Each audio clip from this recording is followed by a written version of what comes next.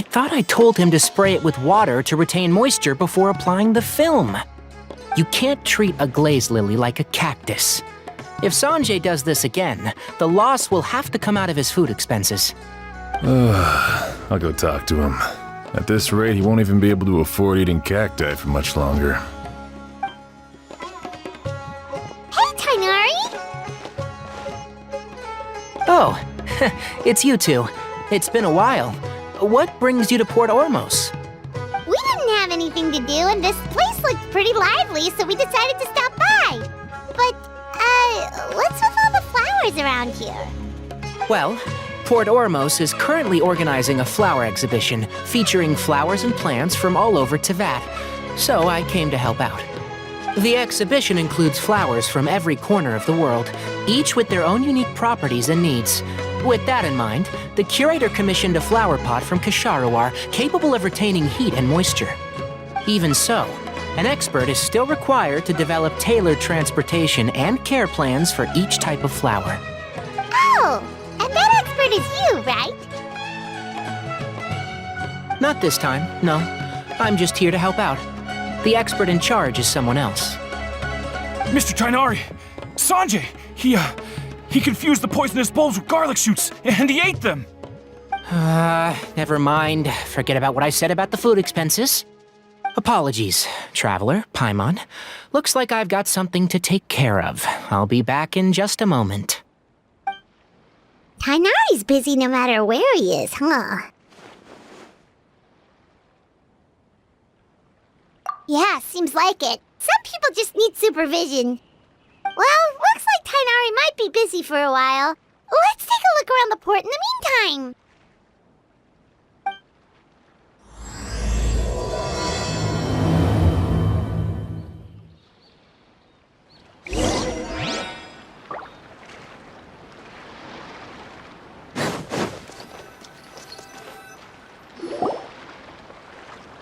Wow, look at these flowers! They smell so...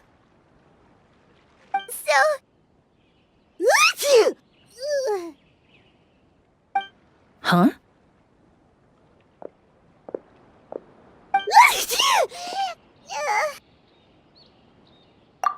Paimon's...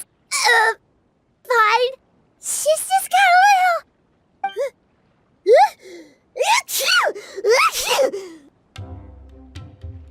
little... Rainbow roses, glaze lilies, and Cecilia's? No wonder.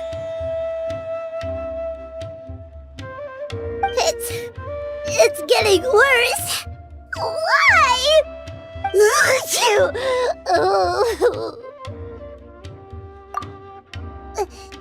But, the Paimon was fine just a moment ago. She didn't even eat anything weird. A moment of your time, you two? If it's not too much trouble, perhaps you could try this incense.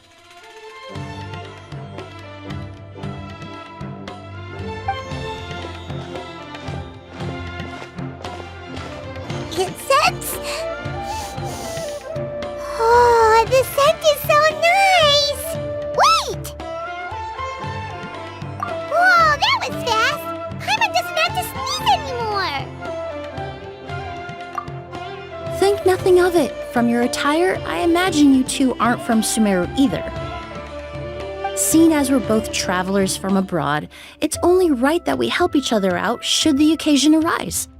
Oh, so you're here for the flower exhibition too? I suppose that's accurate. Allow me to introduce myself. I'm Emilie, a perfumer from Fontaine. Paimon is Paimon! Thank you so much for your help just now. Oh, and this is... The Traveler, right? I've heard a lot about you from the Steambird. It's nice to finally put a face to the name. What happened back there? Why did Paimon start sneezing all of a sudden? Have you ever heard of hay fever? To put it simply, when inhaled, certain pollens can trigger abnormal physical reactions. But Paimon has seen these kinds of flowers before and nothing weird happened then. Well, we're all different. The factors that can trigger a reaction to certain stimuli vary by person. In isolation, the effects of certain pollens may seem minimal, but inhaling various types at once can trigger a more overt reaction. But there's no need to worry. Pollen allergies can be effectively mitigated with the use of medication. Oh, well, that's good. Traveler, Paimon, there you are. Is everything all right? I left in such a hurry, I forgot to warn you about all the pollen in the air.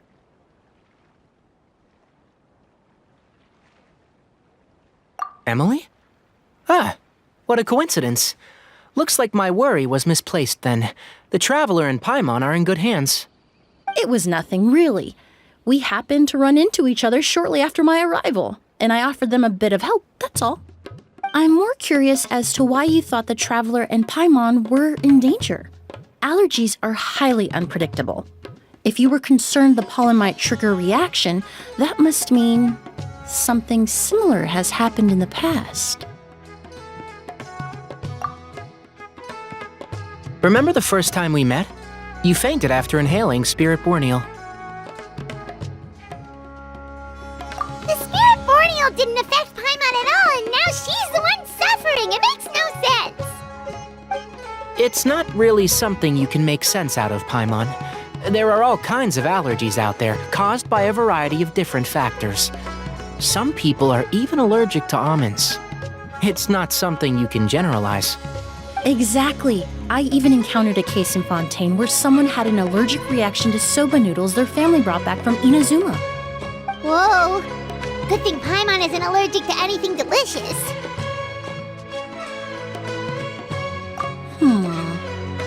In a manner of speaking, although you could say the patients I deal with are rather unusual.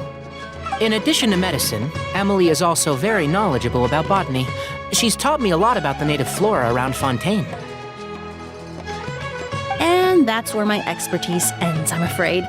When it comes to breadth of knowledge, Tighnari certainly comes out on top. A flower expert? Oh, Paimon's got it! You must be the expert Tighnari mentioned, the one in charge of the exhibition!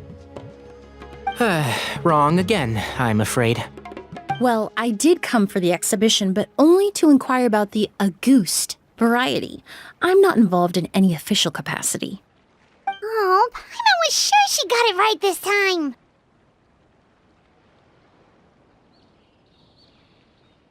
It's a kind of flower that was once popular in Fontaine. The perfume made from it also bears the same name, Auguste. Auguste, huh? That's not a name you hear often nowadays.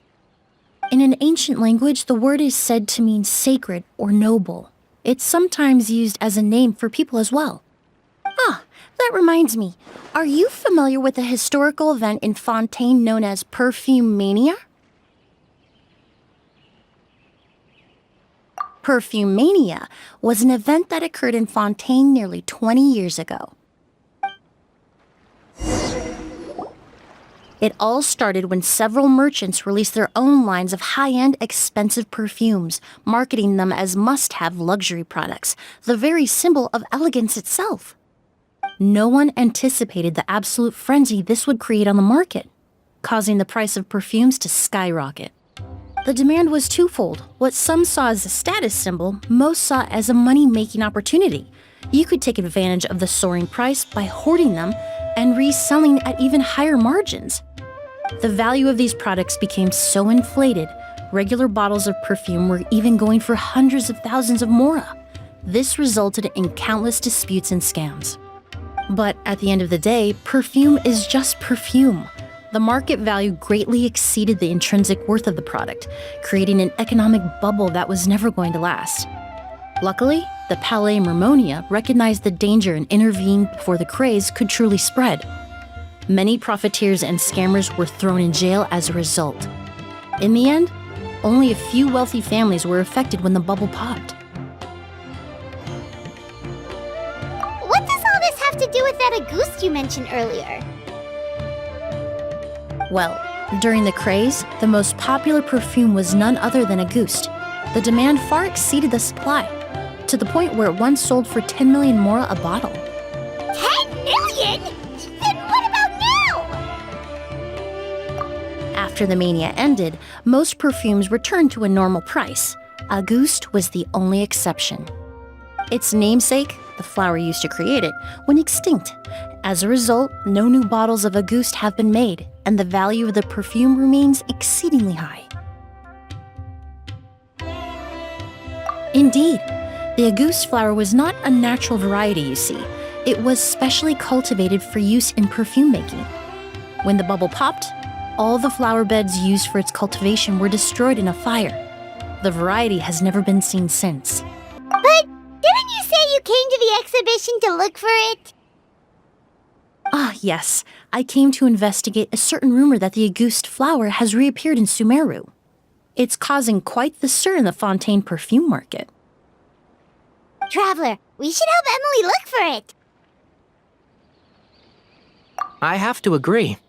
Emilie wrote me to ask if I could look into the rumor, but the forest rangers haven't received any reports of new plant species recently.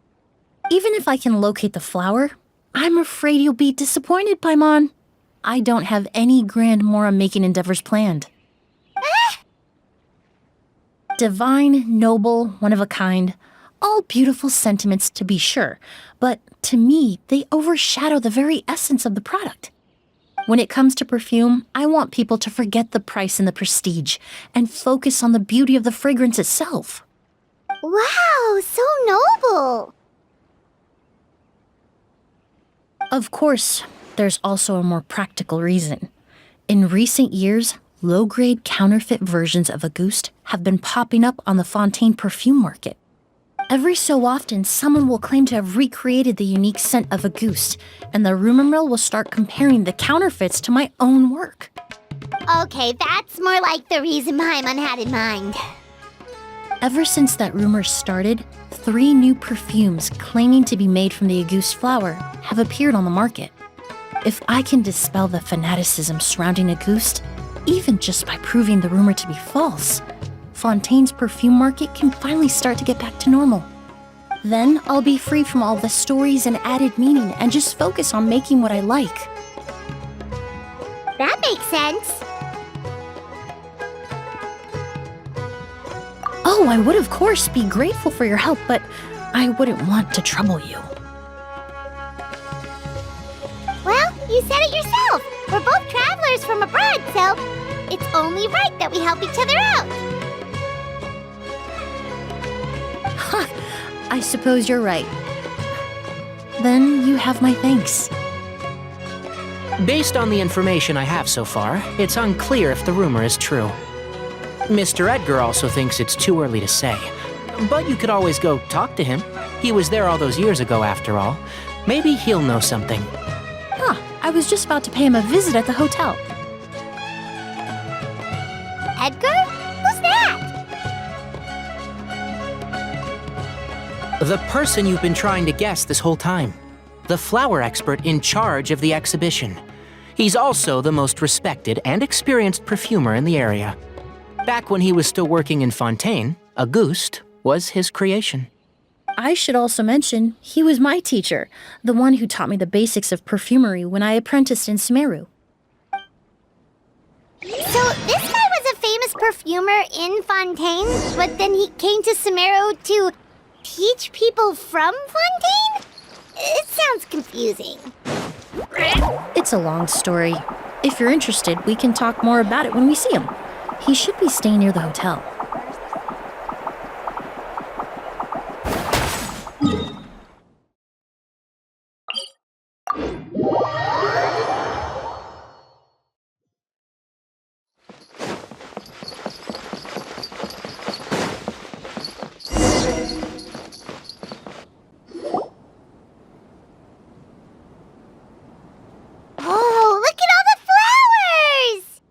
Apparently, the exhibitor paid a large sum to rent out the hotel and surrounding buildings. They're being used as temporary storage facilities and lodging for exhibition personnel. Yeah, what if guests come early? They won't have anywhere to stay. Also, renting out this big of a hotel, how are they gonna make that Mora back?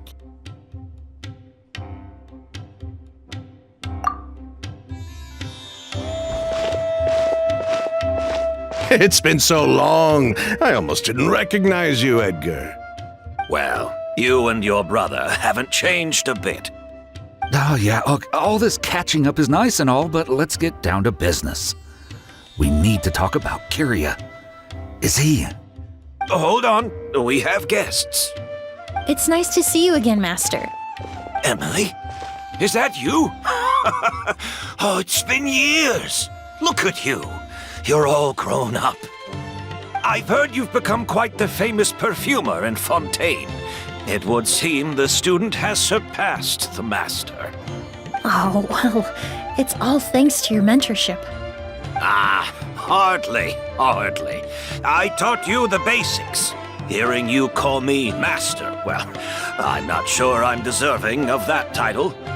I've taught many students here in Sumeru over the years, but I've yet to see one turn out quite as accomplished as you. You're the only one who can take credit for that success. And who are these two? I don't recall you mentioning them in your letter.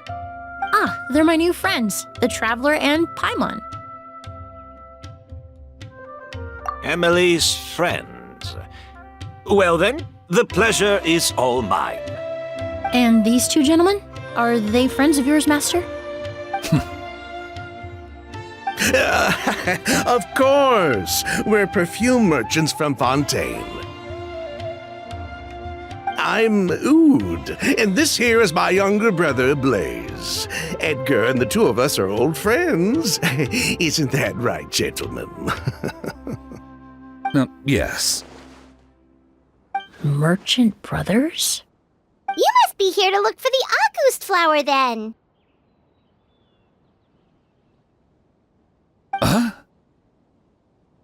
Well, what respectable perfume merchant hasn't heard of Auguste? Anyone in the business would be interested in the rumors. I'm guessing you're here for the same reason, Emilie. We were just about to get into it, so you three might as well join in.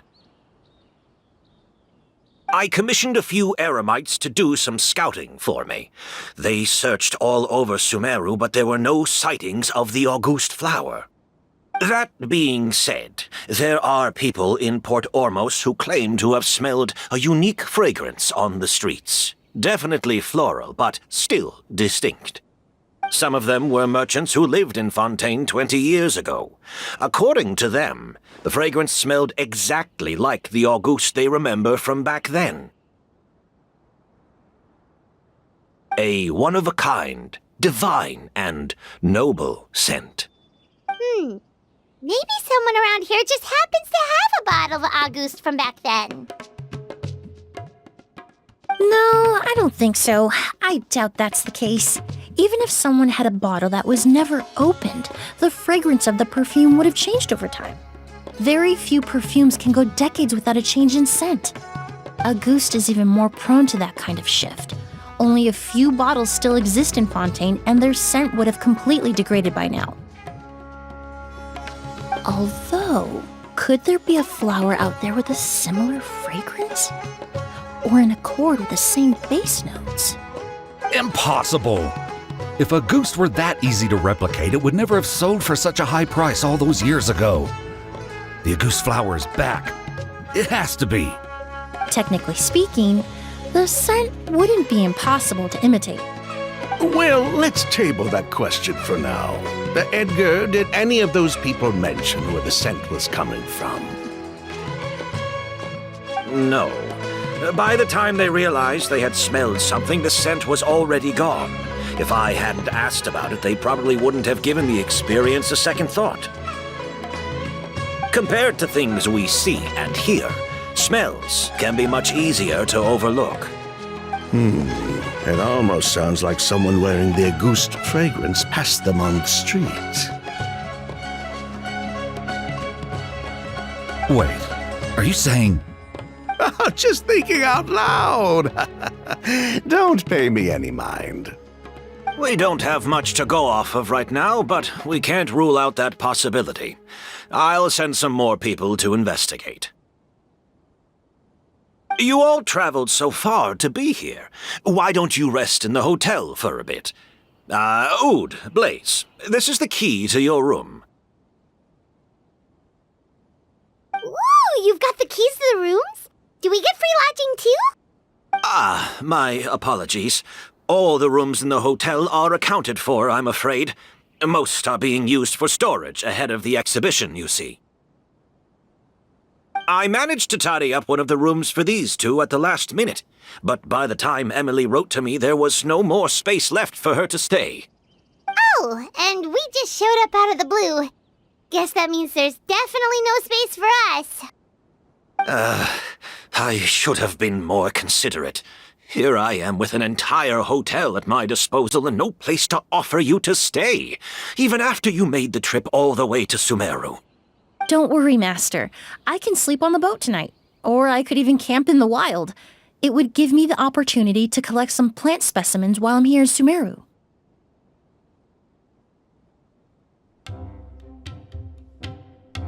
Ah, even better. Although, would it be possible for me to leave some of my luggage here? It would be rather cumbersome to take it camping. It shouldn't take up too much space. Well, about that.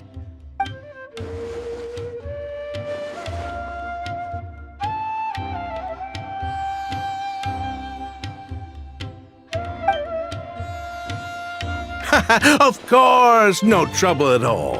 My brother and I will keep an eye on them for you, as long as you don't mind, mademoiselle. All right, then. Oud, why don't you take Emilie inside and find a suitable place for her luggage? I'll prepare some refreshments and join you in a bit.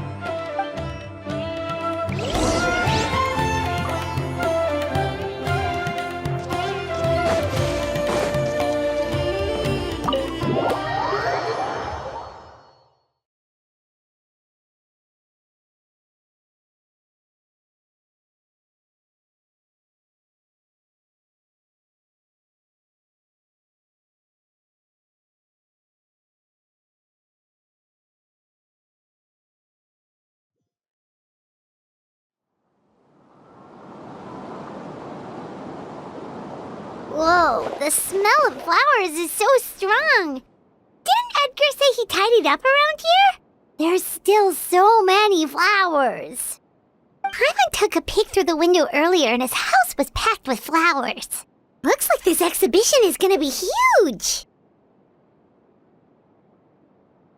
No, that's a florist thing.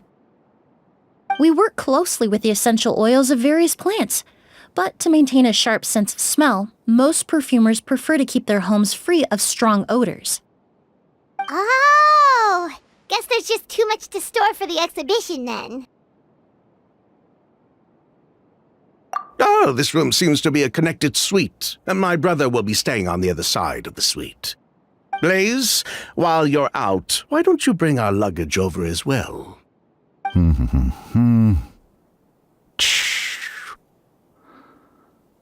Dun, dun, dun, dun, dun. Blaze! Yes, of course. All right, then.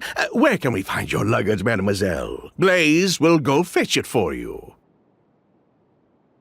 It's still at the port. In addition to some daily necessities, there's also a case of Ambra wine that I brought back from Fontaine. Could I trouble you to bring that back as well? It would be the perfect way to repay you for your hospitality. How generous. I should thank you on my brother's behalf. You've stumbled upon his weakness. He's aloof about most things, but alcohol is his one true love. Is that so?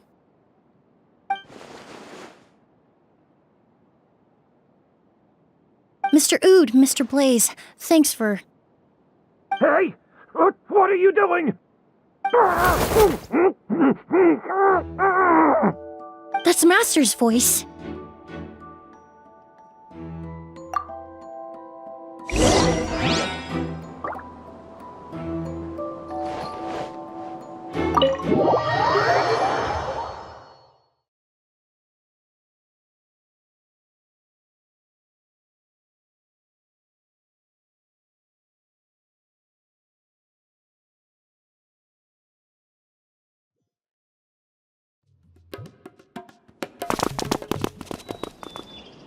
Edgar! Master! Hey, Edgar! Are you alright? Can you hear me? Who did this?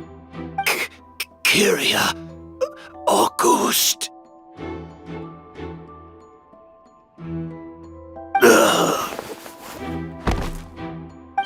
Kyria! Hey, Edgar? Edgar! No, don't shake him. He's injured. Just leave him to me. You two can... Oh, thank you.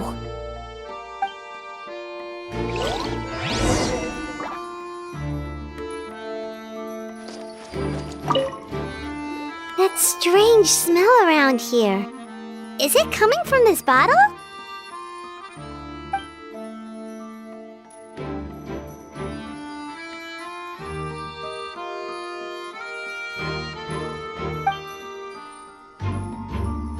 Oh, really? You think so?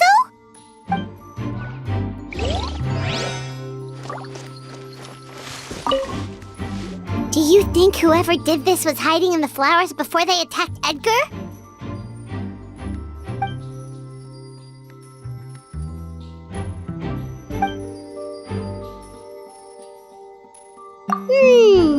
True.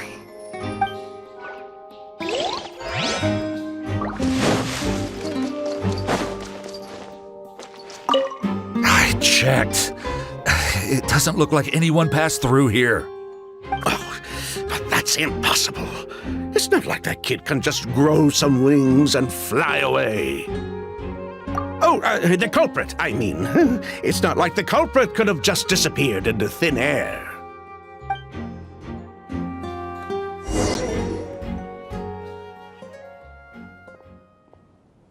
Well, we looked all over, but the only clue we found was that bottle.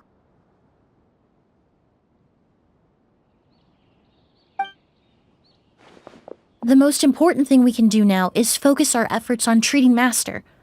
Can you help me move him inside?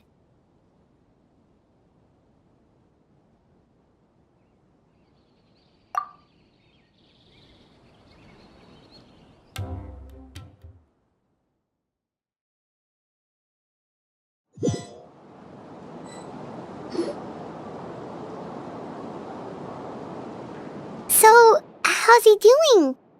When I administered emergency treatment, I discovered a residue in his nose and mouth. Master was most likely forced to ingest a certain liquid. He's still unconscious, and inducing vomiting could obstruct his airways. We'll have to look into other clues for now. Ah, yes.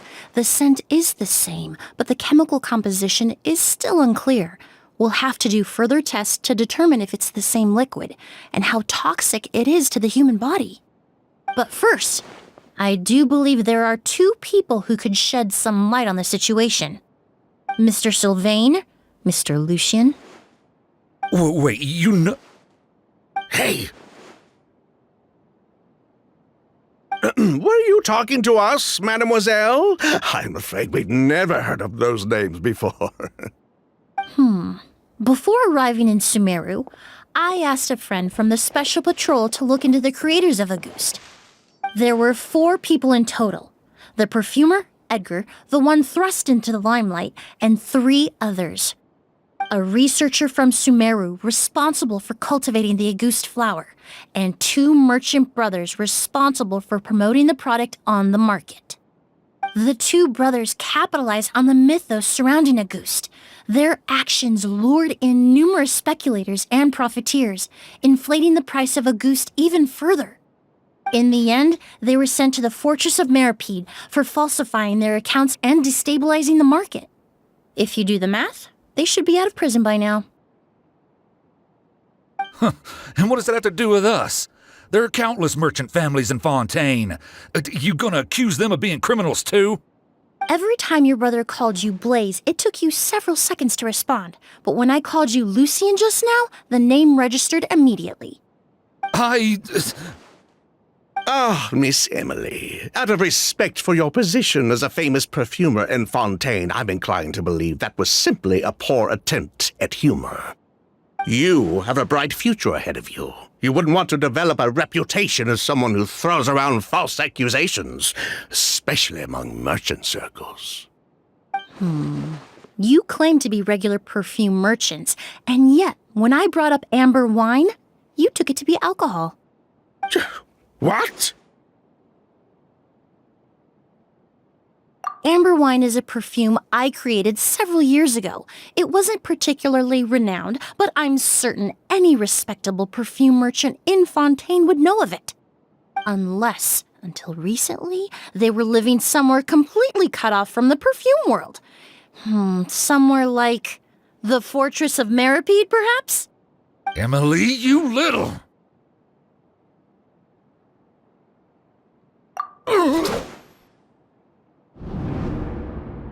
Don't misunderstand, Mr. Sylvain. I don't bring this up to criticize you. No matter what happened all those years ago, the court has already passed its judgment.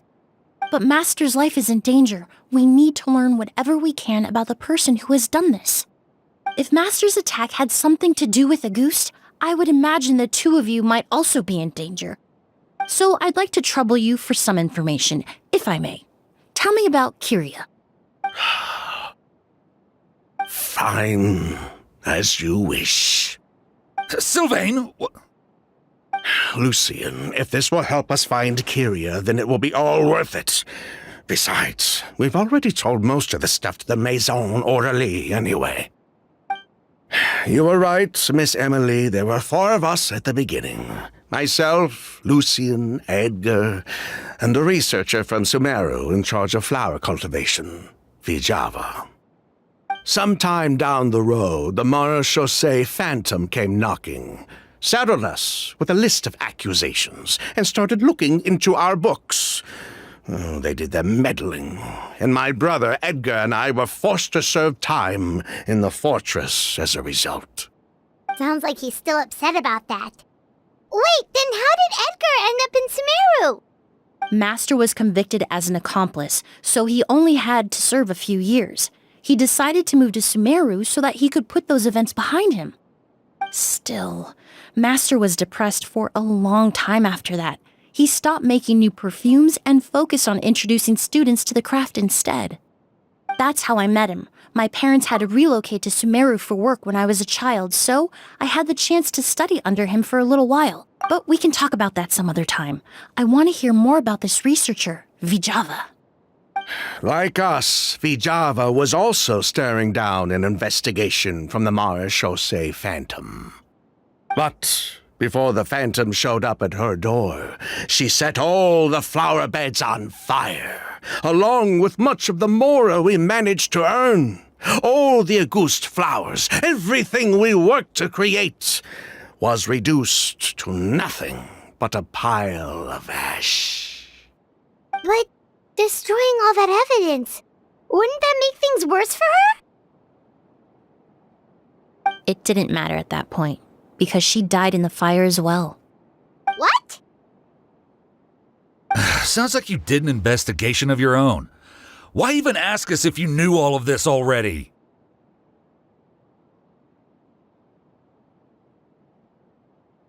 The name wasn't mentioned in any of the files I reviewed either, but you two seem quite familiar with him.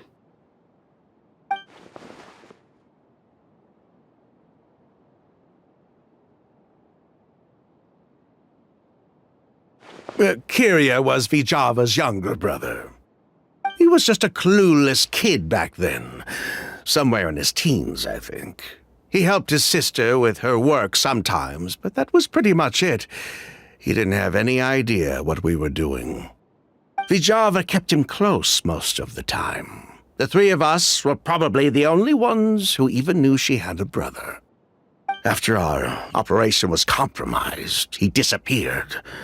There were no signs of him until recently, when people started saying the Auguste flower had reappeared in Sumeru. So, you think Kyria took something with him back then? Something that allowed him to reproduce the Auguste flower? Vijava doted on the kid like you wouldn't believe. She even told us to give her cut to her brother if anything happened to her. If she left something behind before she died, believe me, Kyria's the one that has it. And judging by the liquid in that bottle, the Auguste flower wasn't the only thing he reproduced. He managed to replicate the perfume itself. So the liquid Edgar was forced to ingest really was Auguste. Wait, does that mean Auguste is poison? Poison? No. Of course not. No perfume is meant to be ingested. Even small amounts can be dangerous, let alone ingesting a whole bottle at once. If Auguste could be considered a poison, we wouldn't have even sold half a bottle back then. Edgar fell unconscious because Kyria forced him to drink perfume. It just happened to be Auguste.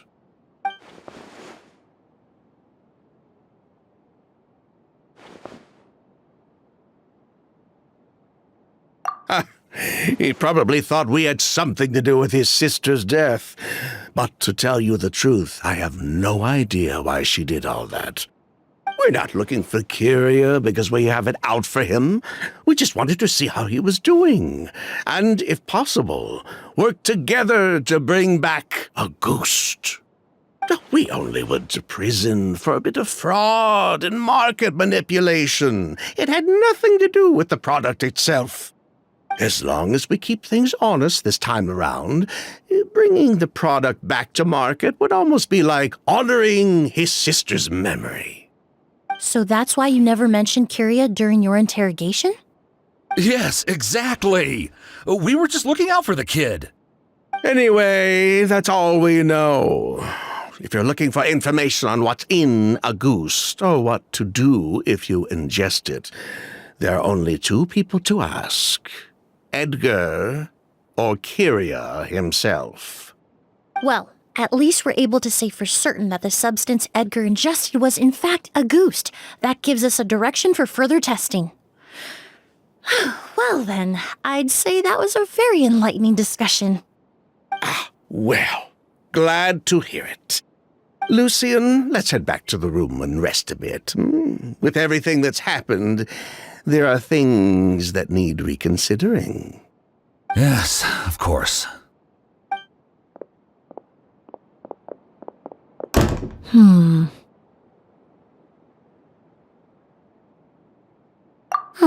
You think so too? That does seem to be the case. Pity we don't have more evidence. But based on Sylvain's tone of voice just now, I suspect further questioning will only result in more made-up answers. The way you exposed them like that, just based on a hunch? That was genius! Oh, right! Earlier you said you were only sort of a doctor, and that your patients were unusual. Oh yes, that's because most of the patients I encounter are already dead. So you're a forensic doctor? Close. I'm actually a forensic cleaner. Once the forensic team and the Marechaussee Phantom are done collecting evidence from the scene, I'm in charge of clearing away the final traces my patients leave on the world. In fact, with just a small alteration to the formula, the same tincture used as the base of perfume can also be made into a cleaning agent. Basically, there are two sides to forensics. Those who collect evidence to expose the truth, and those who clean up the smells, bloodstains, and other substances left behind at the scene. I've learned a lot in my line of work, and I've witnessed a lot of death. But this time, we may still save the patient. Actually, Traveler, could I trouble you to report back to Tighnari and the officers at Port Ormos? We should update them on the situation. I'll stay here and continue to look after Master. Now that we have a sample of Auguste, I'm hoping further analysis won't be too difficult.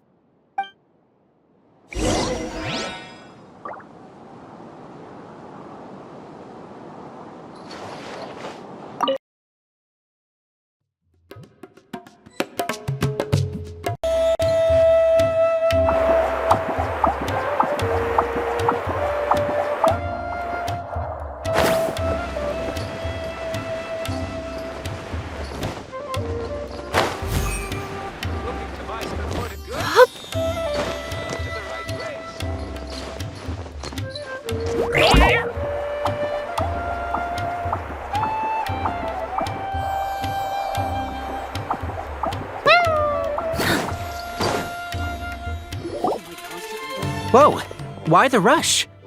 Did something happen? What? Edgar was attacked? He's the most famous perfumer in the region. Someone who's helped countless people around Port Ormos. How could this happen? Sheriff, have you received any reports of a suspicious individual fleeing through the bazaar? No, but we've got eyes all over the area. I'm sure someone's seen Kirya. I'll start gathering my forces. We won't let him get away. What about you, Tainari? Do you have a plan?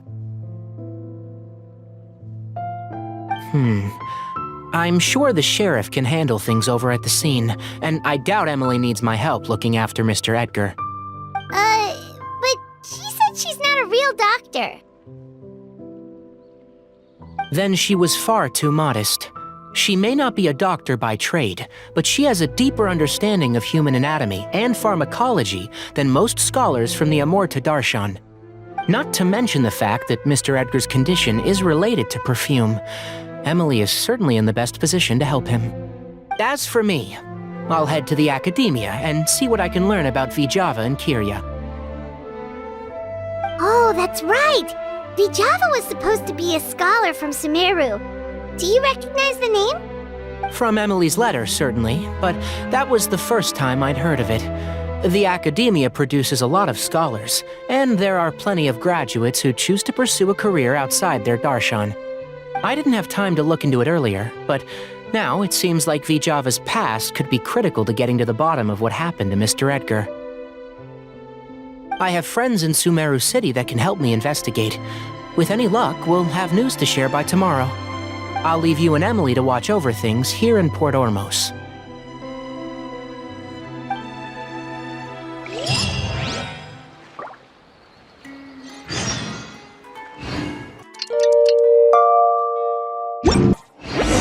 Well, it's been a day. Wonder if Tainari's discovered anything. But things weren't looking good with Emilie's master yesterday. We should check on things at the hotel first.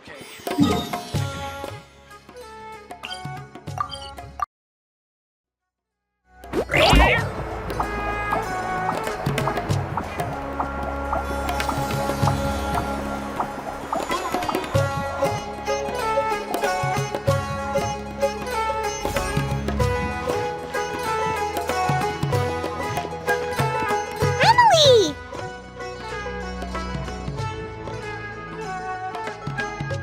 No longer in critical condition, thankfully. He's still very weak, but with a bit more rest, he should regain consciousness soon. My chemical analysis of Auguste also went smoothly, although it certainly raised some questions. I was able to identify the components that give the substance its fragrance, but I also noticed an abnormal trace of elemental energy in the sample. Elemental energy? Hard to say. It was such a minute amount, proportionally speaking, like mixing a single drop of perfume into the ocean. I had to use one of the newest tests developed in recent years to even detect the traces present in the sample. Unless you were abnormally sensitive to elemental energy, I doubt it would have any effect, even if you use the product every day for 10 years. As for whether Master's condition was caused by the elemental energy present in the sample or some other component of the perfume, it's still too early to say. Oh, that reminds Paimon. Did Tainari come and find you? Maybe we could ask him to take a look. I received a message from him last night, but I haven't heard anything since. The message said he was looking into some information at the academia. Oh, Paimon thought he might have stopped by to see you first. Excuse me? Is Miss Emilie here? Oh, perfect! Familiar faces! Traveler, Paimon, you're here too!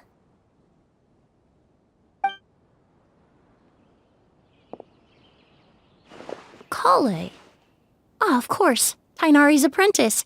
He's mentioned you many times. It's a pleasure to finally meet you. And please, no need for formalities. Emilie is just fine. Oh, okay. Nice to meet you too, Miss, Emilie. Did Tainari send you here, Kale? Yep. Master and the others went through decades worth of records last night, and still haven't had a chance to rest. I'm fast on my feet, so it only made sense for me to come and give you an update. Anyway, based on what they've reviewed so far, they believe there's no indication that a researcher by the name of Vijava ever passed through the academia. Master considered that possibility as well, but the name wasn't the only dead end. Master tried to track down people with a similar research direction or background, but also couldn't find a match. How is that possible? It's starting to seem very likely. If we want to figure out her true identity, I'm afraid another conversation with those two merchants might be our only... Hey! Lucian! It's Sylvain! Wait, you don't think Kirio came back, do you? That seems impossible. If someone came in or out of the hotel just now, we would have seen them.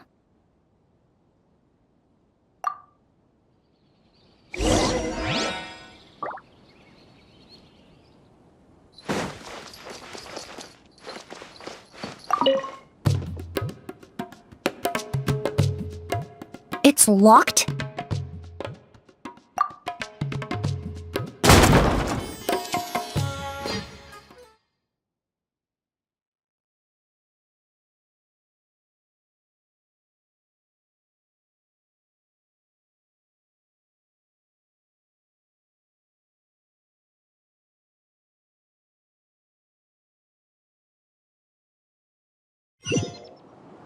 There's no one here. Lucian! Lucian! That's Sylvain's voice! Hurry, let's check next door!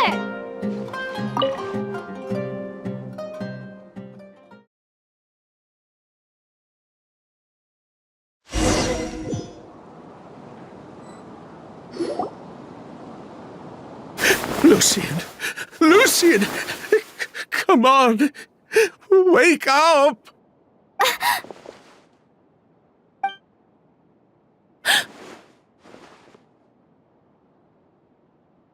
Emilie, Emilie, my brother, he's gonna be okay, right? He's just unconscious. Like what happened to Edgar? I'm sorry, Mr. Sylvain, but we were too late this time. No, that's not possible.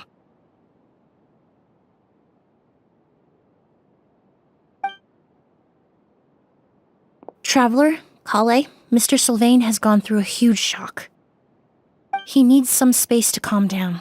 Could one of you take him next door? It's not good for him to look at his brother's body like this. Of course. Leave it to me. Thank you both.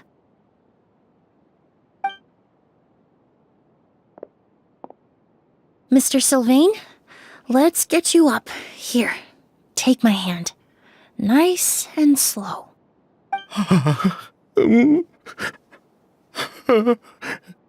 We'll take things from here. Just focus on getting some rest. Here, this way.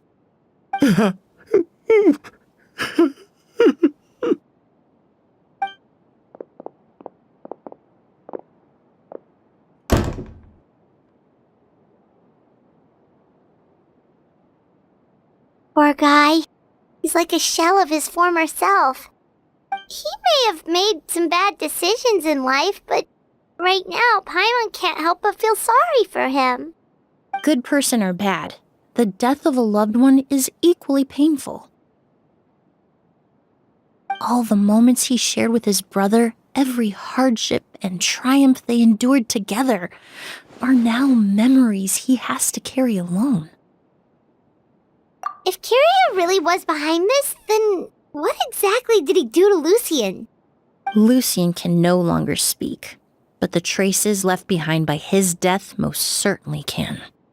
Traveler, I've got things covered here at the scene. I'll leave you to contact the sheriff.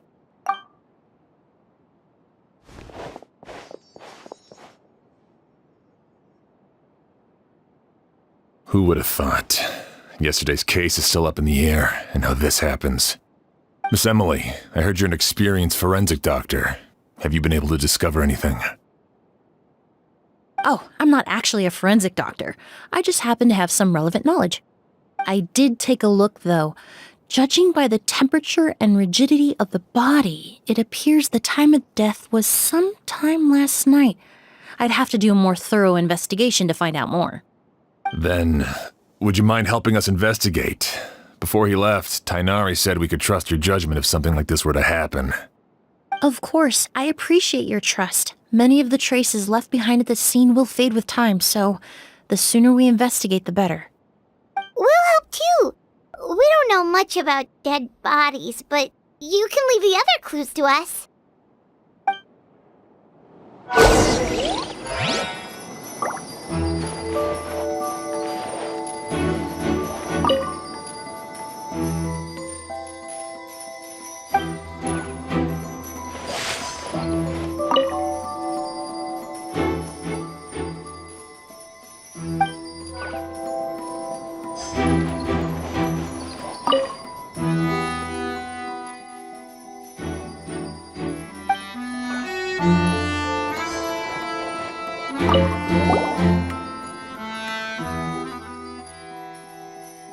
And the windows are shut tight too. Seems like the only way to...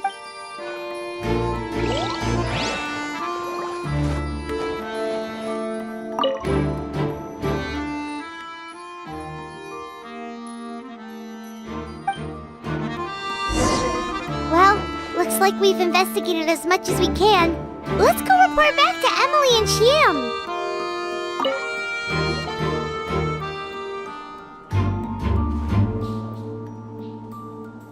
So, did you find anything?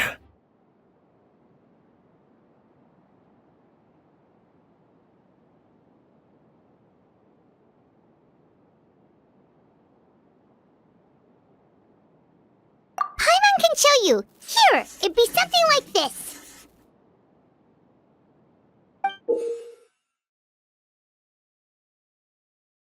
But entering through the room next door without alerting Sylvain... Wait, you don't think Sylvain could have been the one who... No, his reaction to the loss of his brother seemed genuine, and he doesn't have a motive. Then what could have happened last night? I know Sylvain is still in shock, but he's our only available witness. We have to take his statement. I agree. Also, I've made some new discoveries, so we might as well head next door and go through everything together.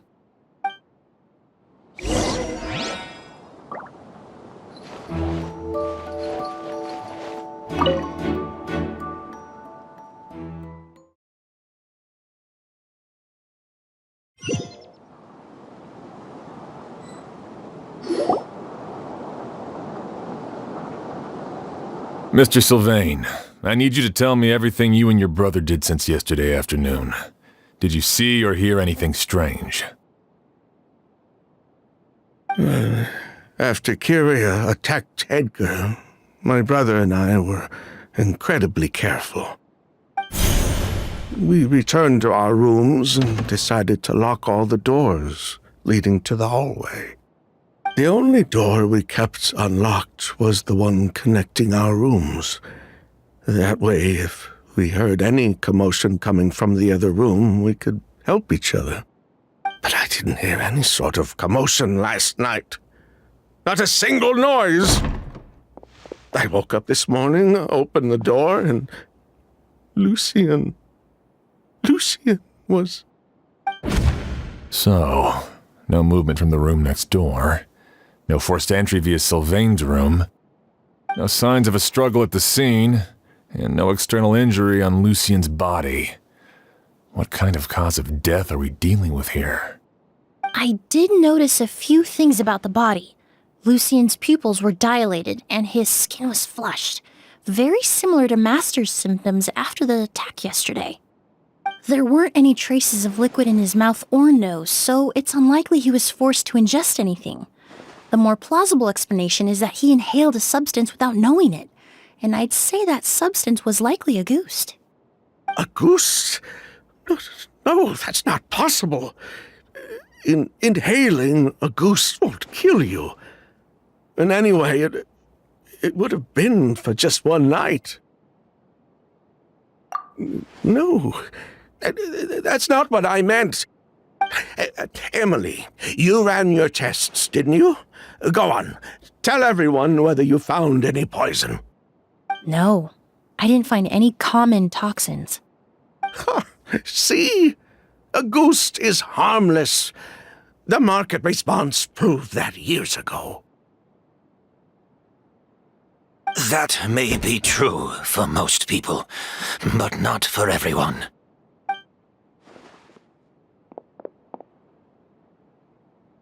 Master! Edgar? You're up and about already? Thanks to Emilie, I'm out of the woods for now. Sylvain, no matter how hard you may try to hide it, the truth will always come to light. Edgar! Even if we could keep it a secret for another 10 or 20 years, do you think Kyria would just let us be? No, he would never give up. Not if he's doing all of this for Yelena.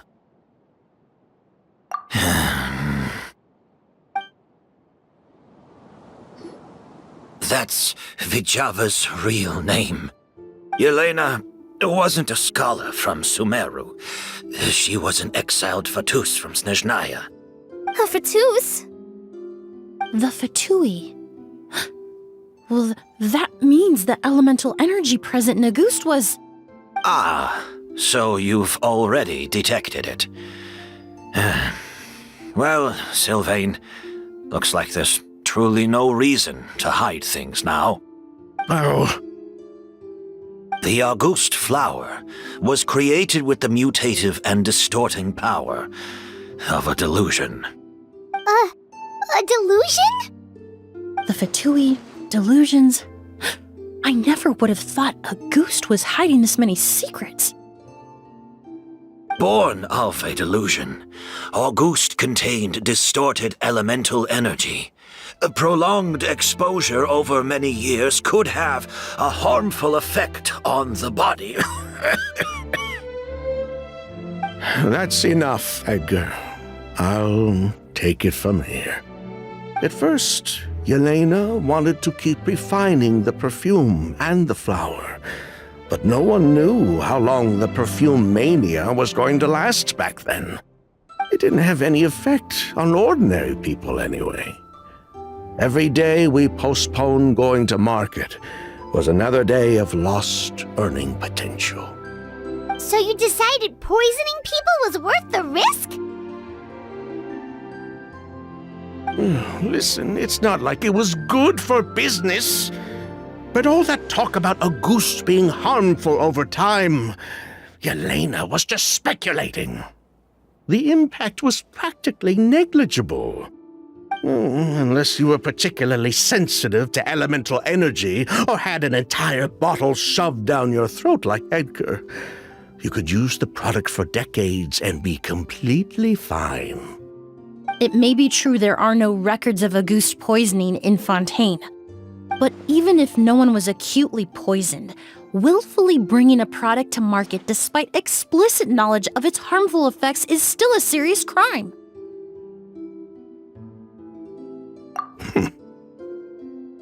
That explains why you were so intent on keeping Yelena and Kyria's involvement a secret all this time, despite readily confessing to all your financial crimes.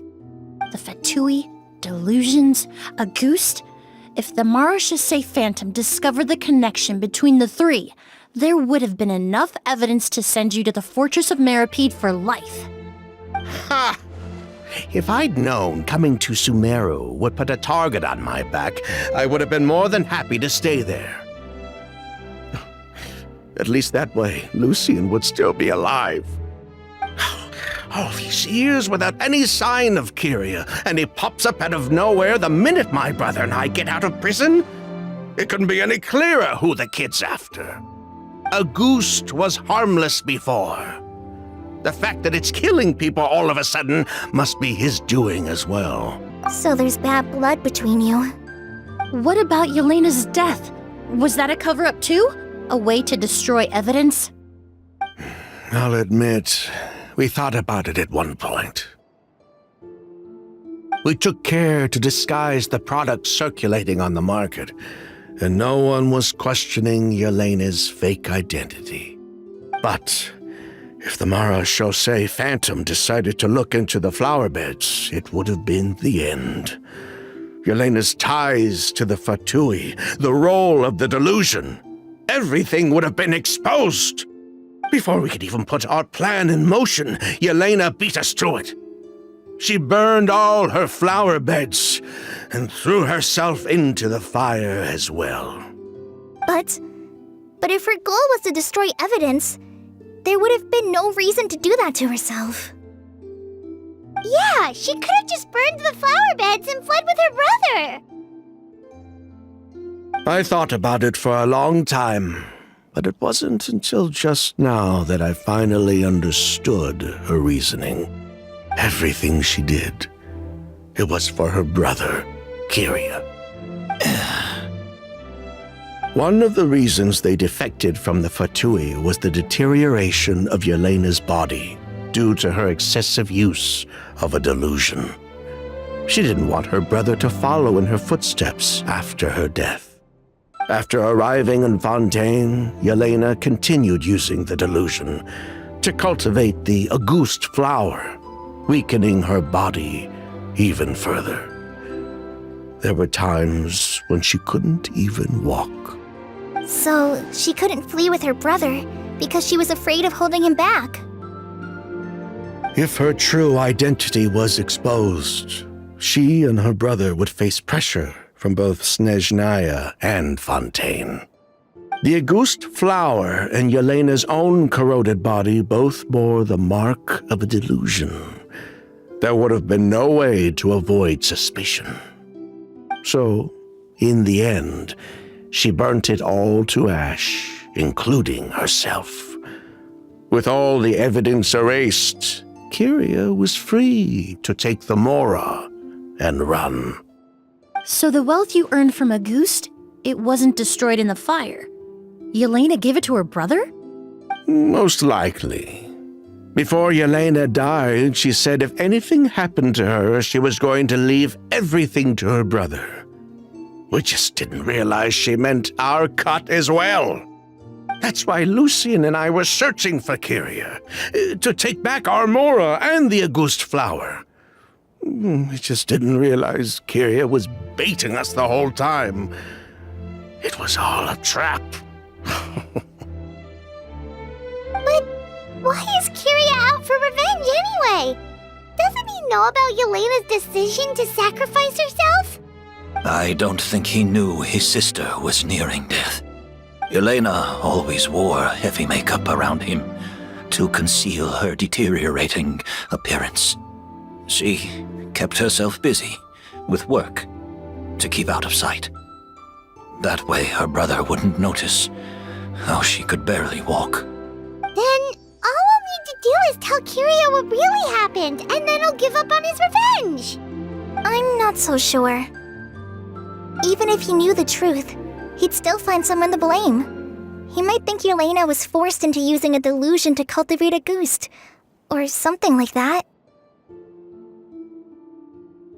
It's hard to pull yourself out of that kind of hatred, especially when you've been living in that headspace for so many years. Very true. Even if Yelena's death was her own choice, I wouldn't call myself innocent either. Edgar, what are you talking about? Think about it, Sylvain. If we hadn't been in such a hurry to capitalize on the perfume mania all those years ago, do you think Yelena would have elected to take those risks? If we hadn't been so blinded by greed, so insistent on increasing the scale of the flower cultivation, do you think Yelena's health would have deteriorated as fast as it did? If we hadn't invited the Mara Chaussee Phantom to our doorstep by breaking the law at every turn, Yelena could have survived. She knew her limits. She knew her days were numbered. Maybe it was for her brother, but she was in it for the Mora just as much as us. We were just trying to earn a bit of Mora. And what, we deserve to die for that? Target me for being the mastermind, sure. But what about Lucian? He was just following my orders. Lucian's crime, was it really so extreme that he had to pay for it with his life?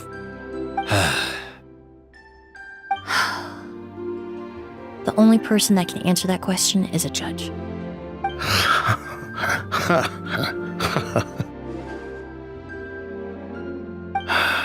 Fine. I've said my piece anyway. Drag me back to Fontaine to stand trial. I don't care.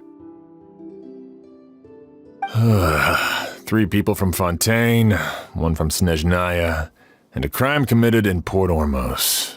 What a headache. Well, we can only wait until the Academia sends someone to deal with it. I'm guessing we'll have to contact Fontaine as well. In any case, we won't really know anything until tomorrow.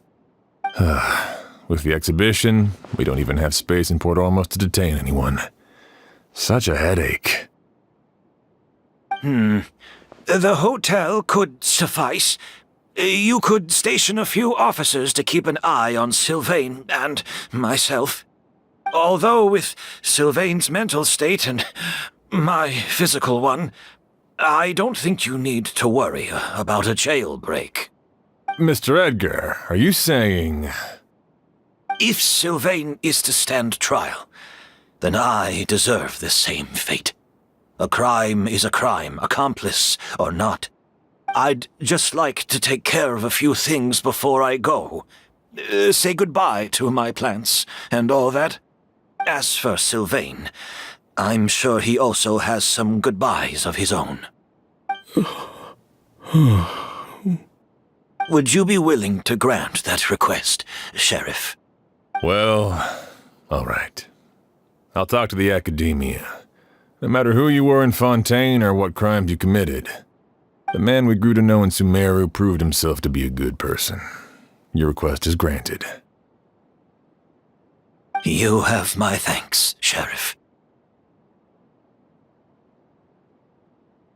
Happened tonight?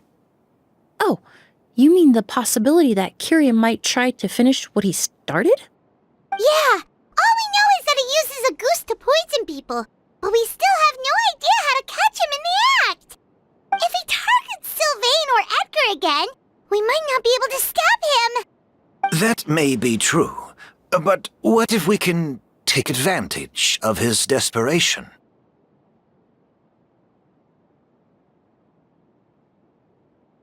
If we take advantage of this situation and lure him in on purpose, we might finally have the chance to talk to him. Master, no. That's too dangerous. So, that's your plan. If Kyria learns we're being taken away tomorrow, his last chance to enact his revenge would be tonight.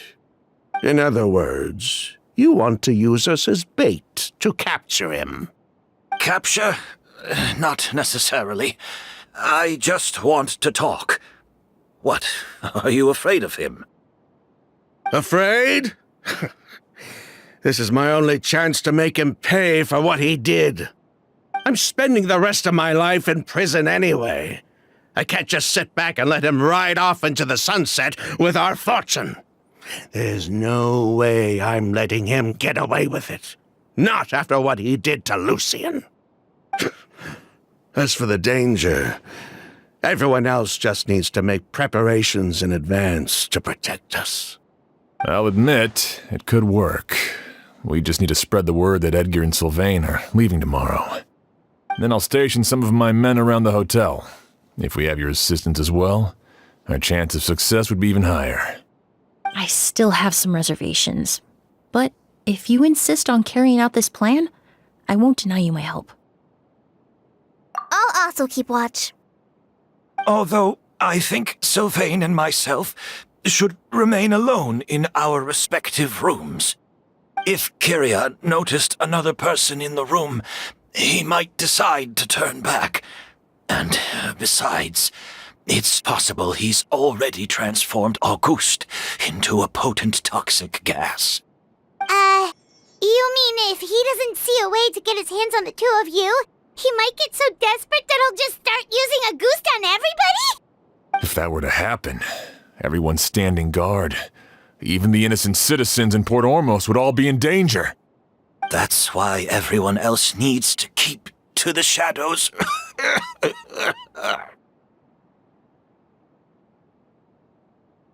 You're still recovering. You need to rest. This old pack of bones doesn't bounce back like it used to. I suppose I'll just have to leave the rest to you. All right, we can figure out a plan to keep watch later. Right now, I say we split up, start spreading that information before it's too late.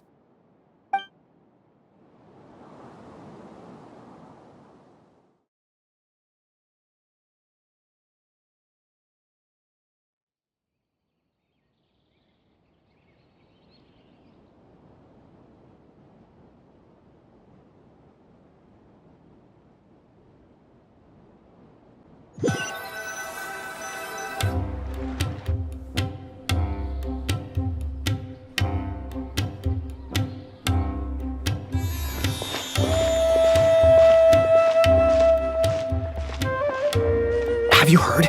Mr. Edgar's been detained. He's being taken away tomorrow. What? He's the one who helped craft all the fragrances for our shop. He taught my child how to make perfume. How could this happen? He hasn't been convicted yet. Let's just wait and see what the court has to say. Oh, everyone on the street is talking about the rumors. No matter where Kyria is hiding, he must have heard them by now. Let's head back to the hotel and take a break. We can see how the other preparations are going while we're at it.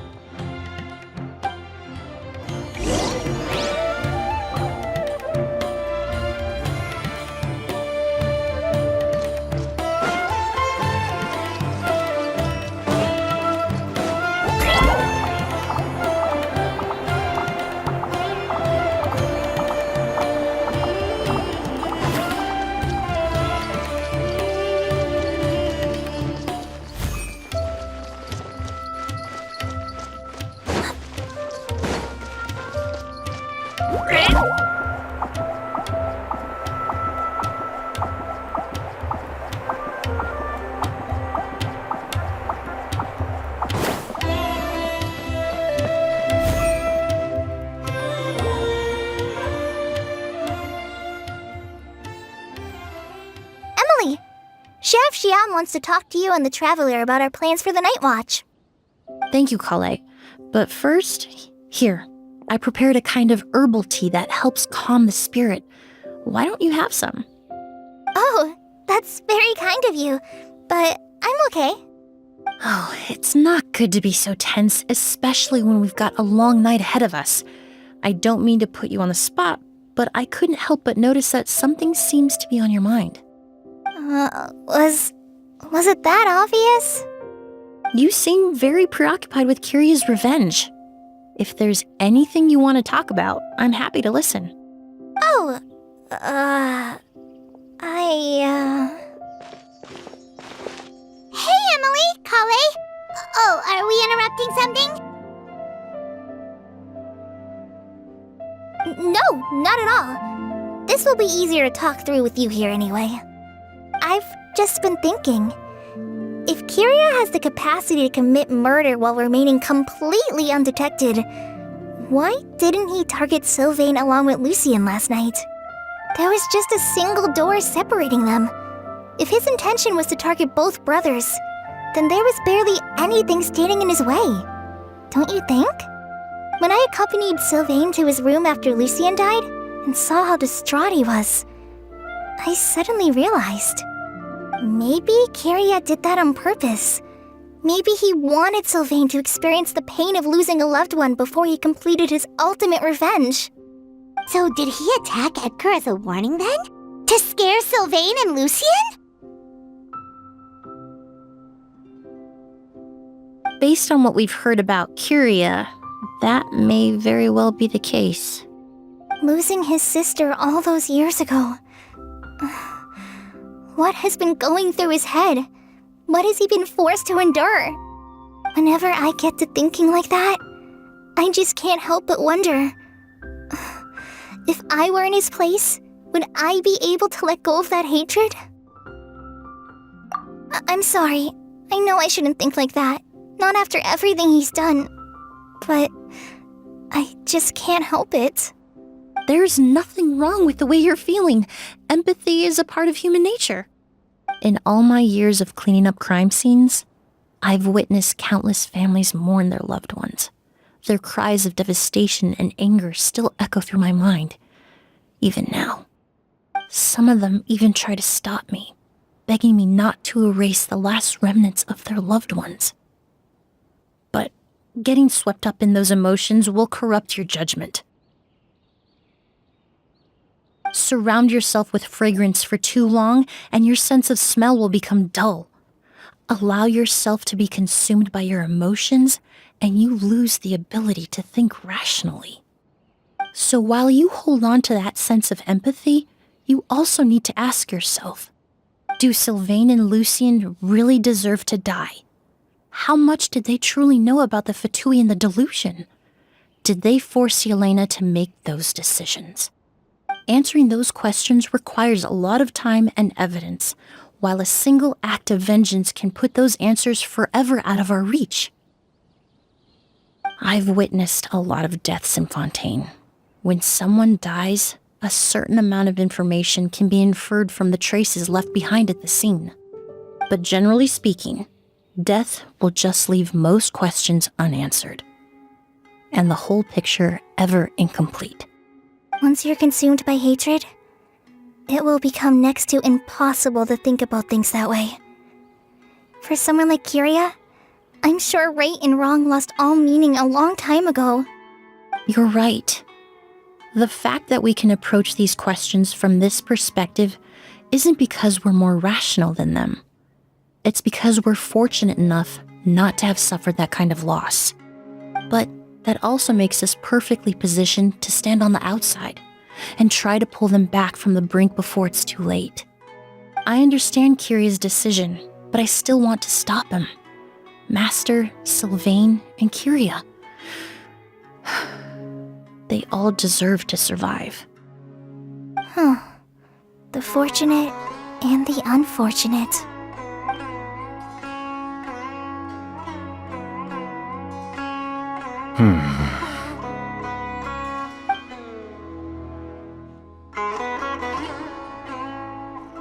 Emilie, traveler. Huh? Edgar, you're here too? Oh, it's you two! Didn't you head back to your room to rest, Edgar? Is it really okay for you to be out and about like this? A little exercise never hurt anyone. Besides, I don't have much time left in Sumeru. So I'd like to take care of my plants while I still can. We could do that for you, Master. No need. I've grown attached to these flowers, and this is my last chance to say goodbye. Come tomorrow. I'll be happy to entrust their care to you. I would imagine Sheriff Sham is here for a more important reason. The Night Watch! You mentioned earlier that we still need to confirm our plans. That's right. I've stationed some of my men around the surrounding area, but we still don't have anyone standing guard next to Sylvain's room. Exactly. After some discussion, we concluded that Sylvain has the highest risk of being attacked next. You're the most skilled fighter here, traveler. And Emilie's expertise is sure to come in handy in a pinch. That's why I want you two stationed next to Sylvain's room. So, are you up for it? Sounds perfectly reasonable. I'll be glad to have your help tonight, traveler.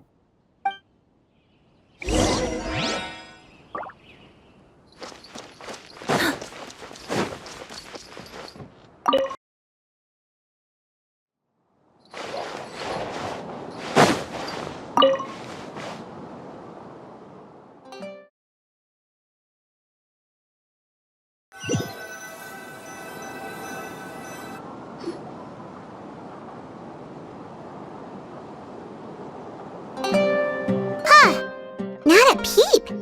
Has Kyria given up on his revenge? Guess we'll have to keep at it.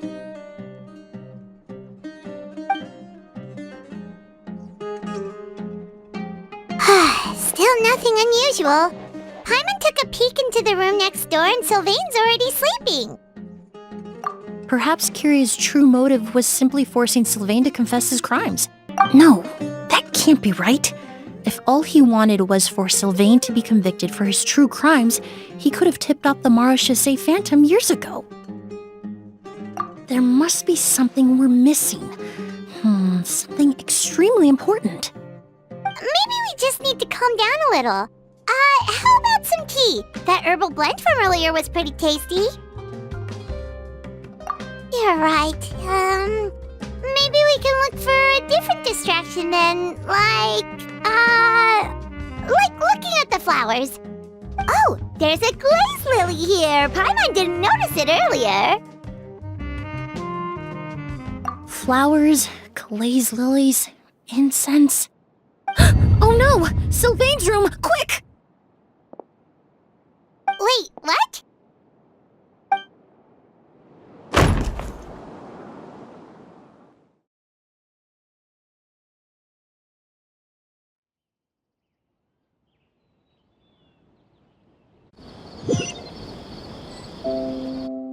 Hey, did you hear? Someone was attacked again last night. It was the older of the merchant brothers, right? Yeah, I think his name was Sylvain. Poor guy was murdered in cold blood. First it was Mr. Edgar, then that merchant named Lucian, and now this. Listen up, everyone. This is an active crime scene. Please, no loitering. It's been 3 days and they haven't even caught a glimpse of the guy. What is going on? Do you think it could be the work of an evil spirit?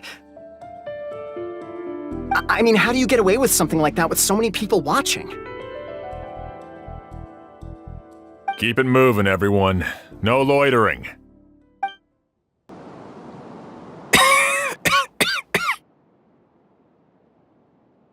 I suppose I'm next. You don't know that. Kyria already attacked you once, and you survived. Perhaps he doesn't consider your crime to be worthy of death. You were the only reason I managed to survive, Emilie. I never did thank you for that, did I? Even if I wasn't there, Tainari was also in the vicinity. He would have been able to help. Is that so? I suppose I'm a very fortunate person then.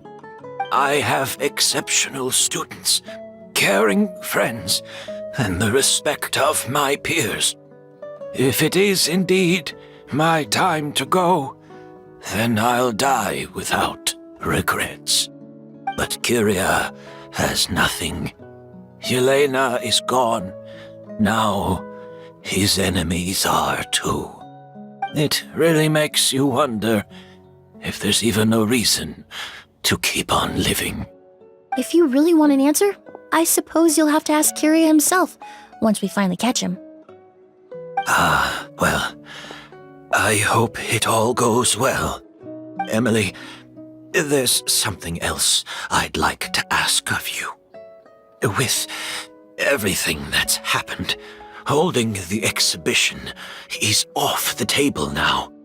But so many flowers were transported here for the show, some of them thousands of miles away from their homeland. I can't let them wither away with no one to care for them. Whether Kyria gets to me first, or I'm sent back to Fontaine to stand trial, I won't be around to look after them. I know it's a lot to ask, but could I entrust them to your care? Of course, Master. Really? Oh, I'm glad to hear it. Now I truly have nothing to worry about.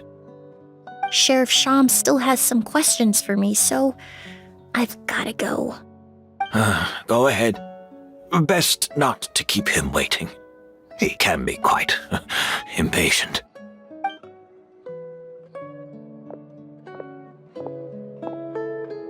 I'm sorry, Master.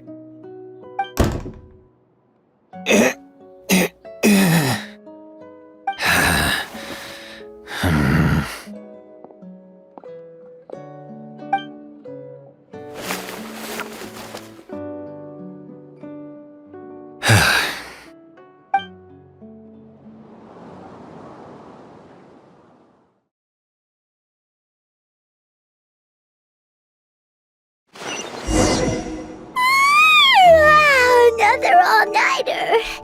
Paimon sure hopes Emily's plan will go well. Oh, but Kali still looks quite worried. Let's go talk to her.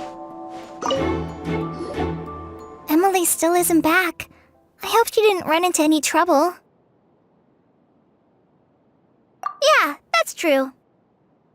Traveler, I had my men start spreading the information you requested. The crowd is gone now too, but I have to admit, I'm not really sure what's going on. After listening to Emily's plan, I started getting the materials together and arranging personnel. I barely had a second to spare last night. To be honest, I'm still not sure how the crime was committed that night.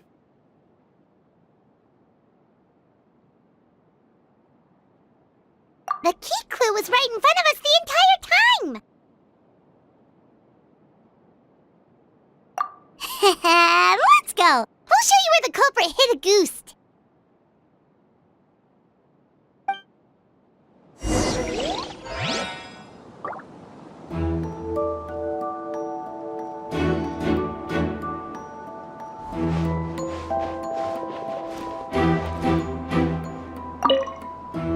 I only have a basic idea of what happened, to be honest. I haven't really worked out the details. Ah, so you're saying I'm the only one who's completely in the dark.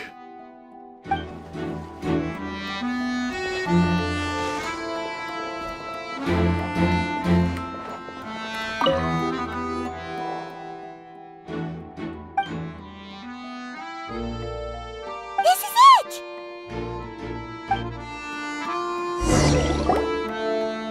The glazed lily, huh? I think I've heard of it before. It's a flower from Liu, right?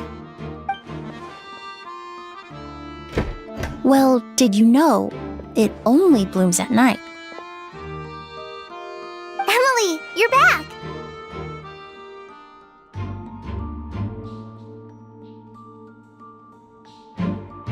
Exactly as expected. A flower that only blooms at night. Ah, like the Neelitpala lotus. Exactly. Although the Neelitpala lotus wouldn't be a good substitute in this scenario. When it's closed, the gaps between the petals are too large. That's why Kyria chose the glaze lily as his mechanism. He would start by preparing an agoose sample.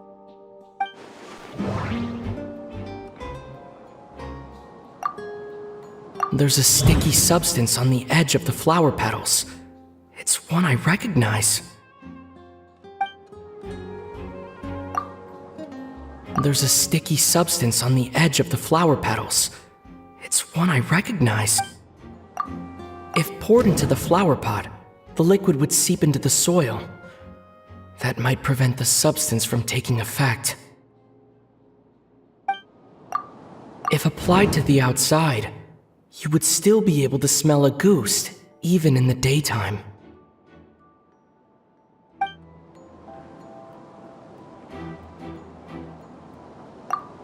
If you stick the petals together with slime condensate, then, in the daytime, the glaze lily would act almost like a hidden container. That's right! He applied a diluted form of slime condensate to the petals to stick them together and enclosed a sample of agouste in the center. That way, the agouste would remain trapped inside during the daytime, unable to seep between the petals and evaporate into the air. This also allowed the culprit to plant the poison well in advance while his targets remained oblivious. However, the diluted slime condensate wouldn't be viscous enough to prevent the petals of the glaze lily from opening at night. So by nightfall, the flower would bloom, thereby forcing the target to inhale the agouste trapped inside. And Kyria could execute his revenge without having to step foot inside the room during the night. By the next morning, the sample of Auguste would have nearly fully evaporated. The glaze lily would have already closed its petals, and any lingering odor would be concealed by the fragrance of the other flowers in the room. Wait a second. You're telling me this version of Auguste is so toxic, inhaling the minute amount trapped inside a flower is enough to kill a grown man? And how did Edgar even survive ingesting a whole bottle of the stuff? That's because Auguste is just as dangerous now as it was all those years ago. The level of toxicity has never changed. Only a small subset of people are truly at risk. Ah, you mean people who are sensitive to elemental energy. So it's just some sort of happy coincidence that Sylvain and Lucien are allergic to the stuff? That can't be right. They were involved in the operation all those years ago. If the stuff gave them a bad reaction, they would have known from the very start. I wouldn't use the word allergic necessarily. It's more like they're susceptible to its effects. But that distinction isn't important right now. You can think of it this way. It's not that Sylvain and Lucien are innately sensitive to elemental energy, but that Kyria found a way to ensure that they would be.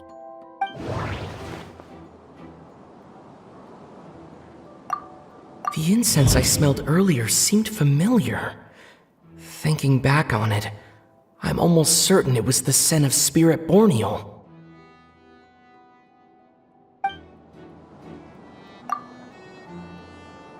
The incense I smelled earlier seemed familiar. Thinking back on it, I'm almost certain it was the scent of Spirit Borneal.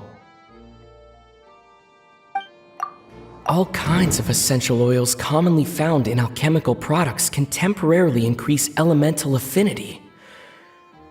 But it would be difficult to force someone to use them without knowing it. In Fontaine, I experienced how drinking primordial seawater made me more attuned to the element of hydro. But that substance would be hard to get around here. In Sumeru, scholars use Spirit Borneal to aid meditation and stimulate their connection to the Dendro Archon.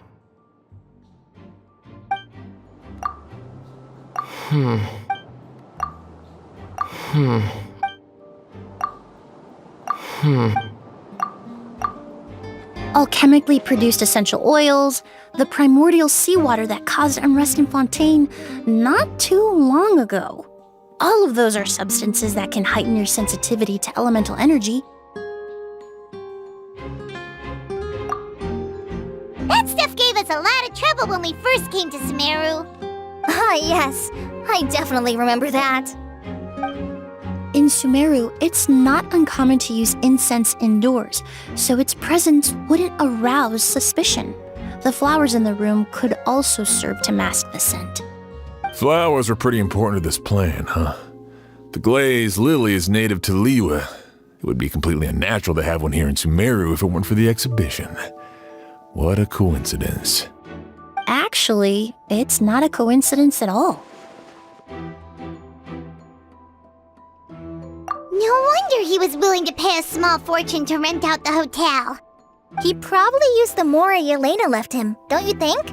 That money was supposed to set him free.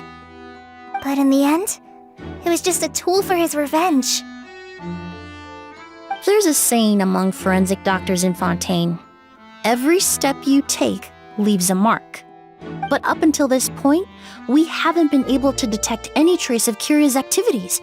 That's not because he was coming and going undetected, or because he's some kind of evil spirit, but because he's been disguised as someone else this entire time.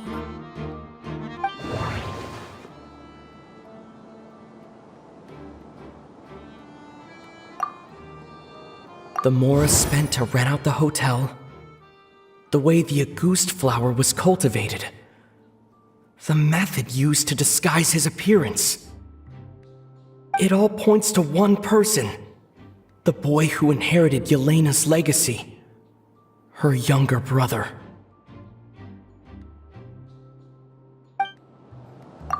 Creating such an intricate mechanism out of a glaze lily setting up the spirit borneal in advance, and arranging for Sylvain and Lucien to stay at the hotel.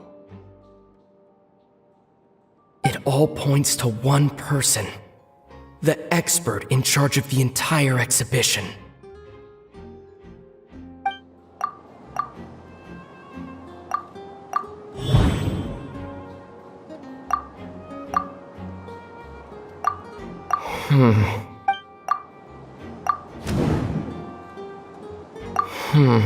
That does... Kyria and Edgar are one and the same.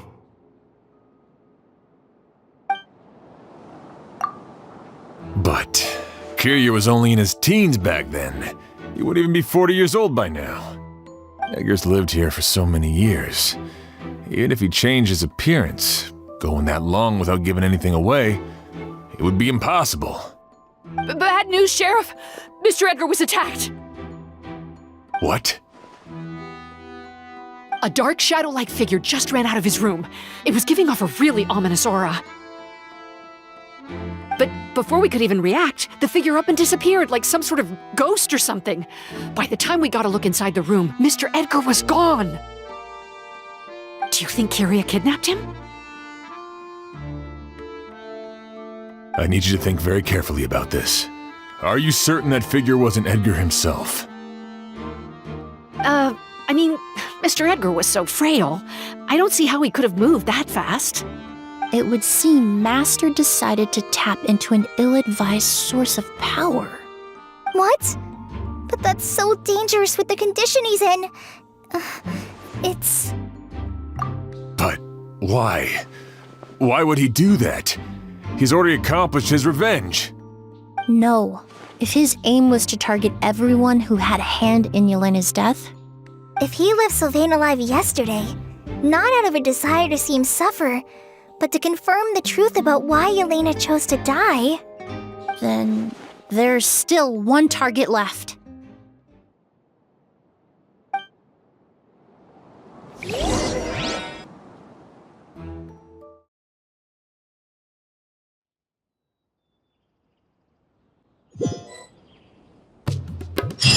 The shadow-like figure ran in the direction of the elevator, and my partner immediately chased after them. We should hurry before they're forced to confront each other. Where in the world did he go? Let's ask the merchants nearby. A ghost! It's a ghost! It's all right. Please, calm down and take a deep breath. Can you tell us what you saw? I saw a black shadow. It ran right past me.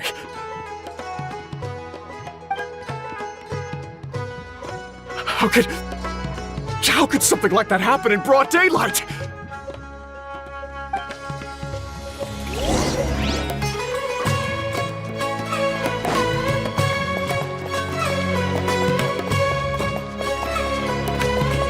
This is terrifying.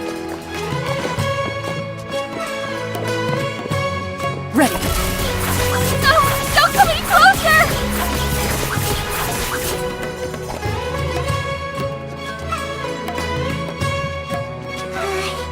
If we go any further, we'll be out of Port Ormos.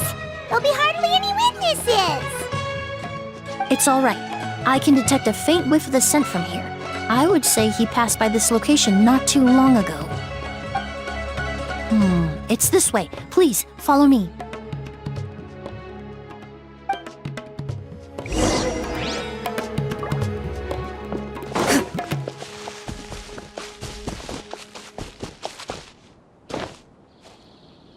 Into the shadows.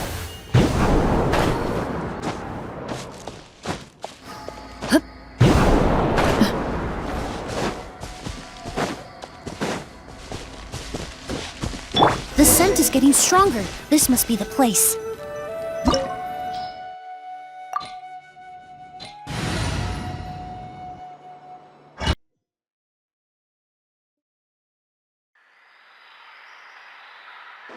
Oh! O's!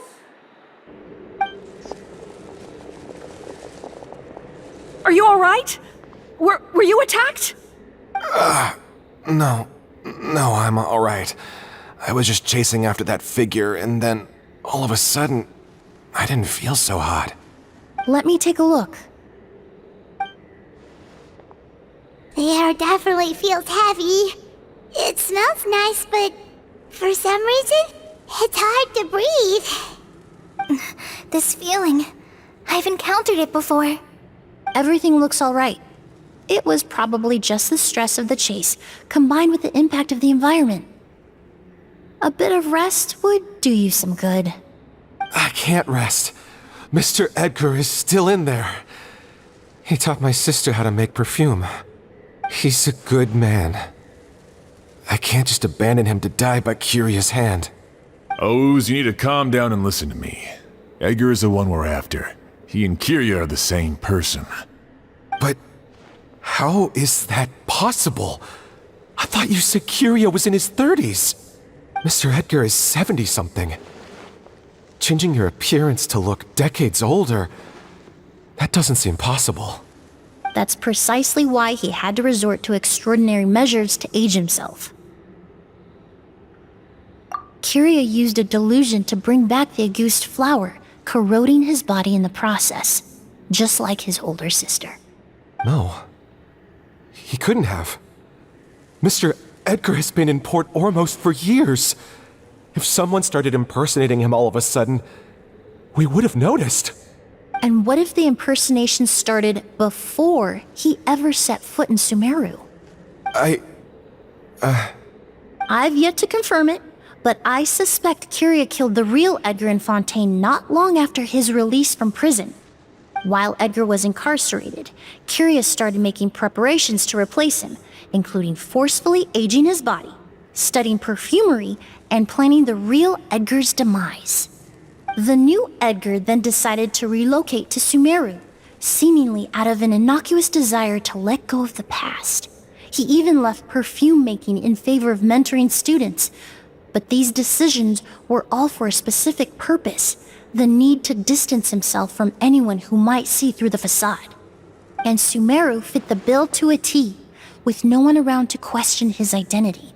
All he had to do was grow a beard, don a pair of glasses, make a few minor alterations to his appearance, and everyone would believe he was exactly who he claimed: Edgar, a perfumer from Fontaine.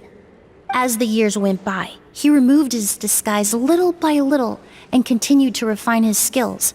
It would have been a gradual process, one that ensured no one around him would notice anything unusual. That explains why Sylvain said he barely recognized Edgar back at the hotel. He aged himself decades beyond his years just so he could accomplish his revenge. Is that even worth it? I need to find Mr. Edgar. He's not that kind of person. He can't be. What you really need is to get out of here and rest. No, I can keep going. Wait! This environment is likely being influenced by the delusion. Any discomfort, no matter how slight, should not be treated lightly. I know how to relieve your symptoms, Mr. Ooze. Please come with me and rest. I'm sure Kyria...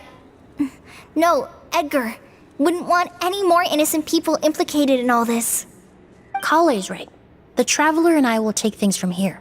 From our brief exposure to a goose, it would seem the substance has little effect on us. This leads me to believe those blessed with a vision or capable of wielding elemental power are more resistant to the effects of abnormal elemental energy. In other words, this environment doesn't pose as much of a risk to us. Actually, now that I think about it, this stronghold likely has multiple points of entry. If the target were to escape from a different point of entry, that might allow him to evade capture. I hate to trouble you, but we need people to survey the perimeter.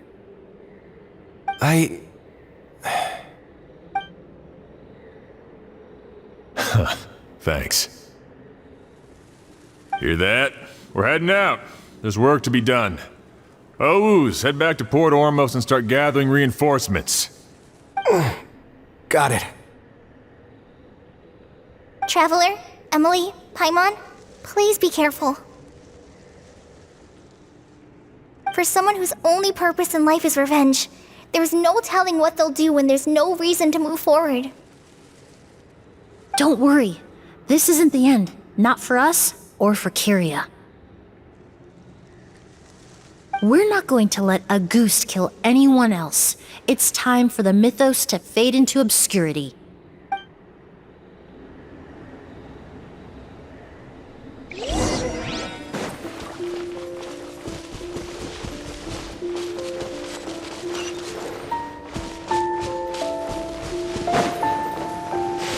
Monsters.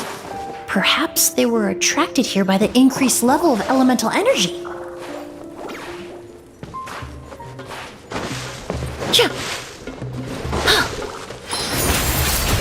Yoo-hoo! Life goes on. Where evil lurks, shoot on sight. Loaded.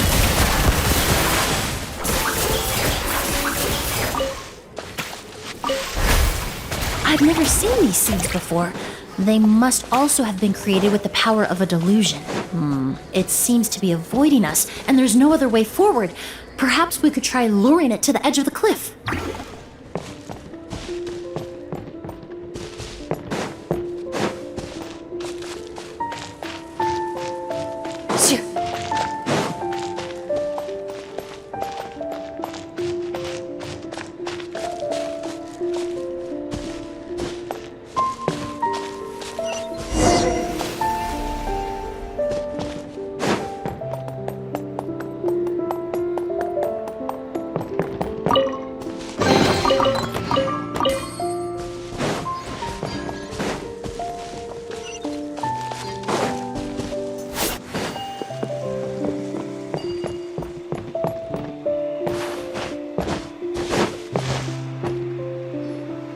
Whoa, look at all the Auguste flowers!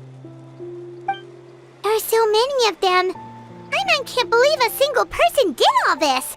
Must have taken a lot of time. I fear that statement is truer than you know, Paimon. Using a delusion comes at a cost. Not just time, but the time you have left to live. But why would Kyria need this many Auguste flowers? He only needed a few bottles of Auguste to carry out his plan, right?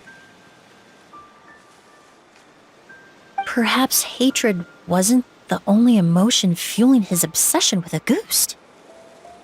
Not long ago, he told me he didn't want all the flowers transported to Sumeru to wither away in a foreign land. But Kyria betrayed Snezhnaya, abandoned Fontaine, and lived his entire life in Sumeru under the guise of someone else. For someone with nowhere to call home, perhaps dying among a bed of Auguste flowers just like his sister is the best homecoming he could ask for.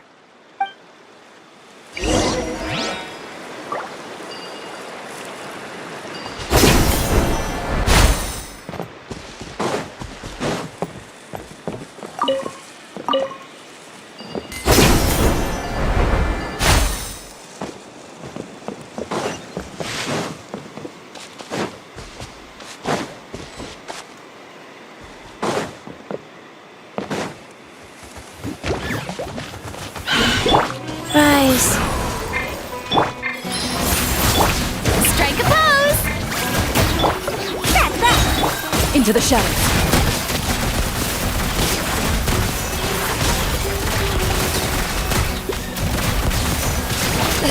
Time to testify.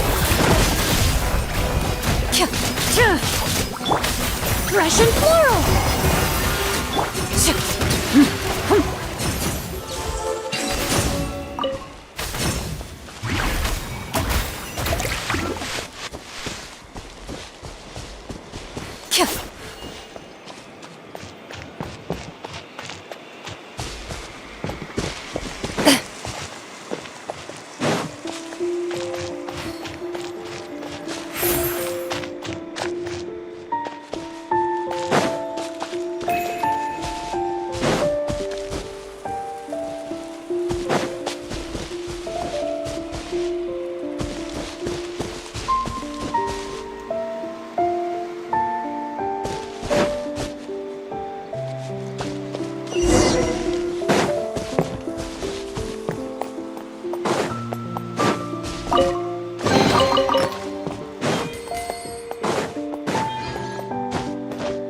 The scent of flowers is getting stronger. We're almost at the end.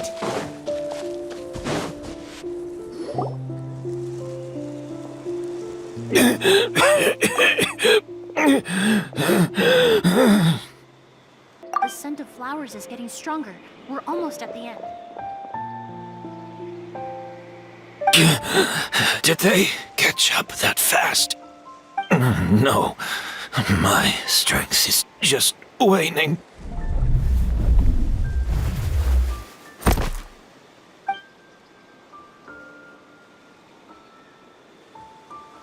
But it doesn't matter. This is far enough.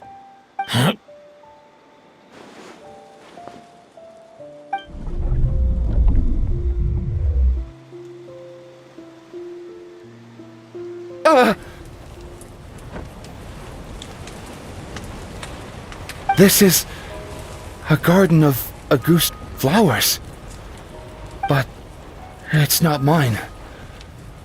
It's the one that was set on fire all those years ago in Fontaine. Yelena? Yelena! You tried to hide it from me, but I always understood. The reason why you continued to use the delusion, the reason why you set your garden on fire, it was all because of me.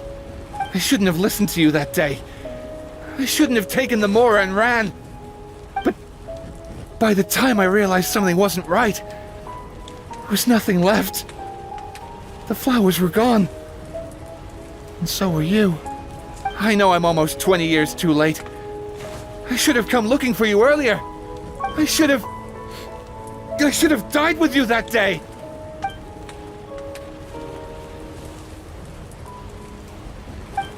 Yelena? Yelena!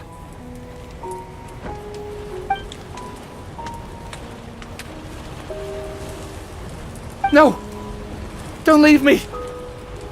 Please! Yelena!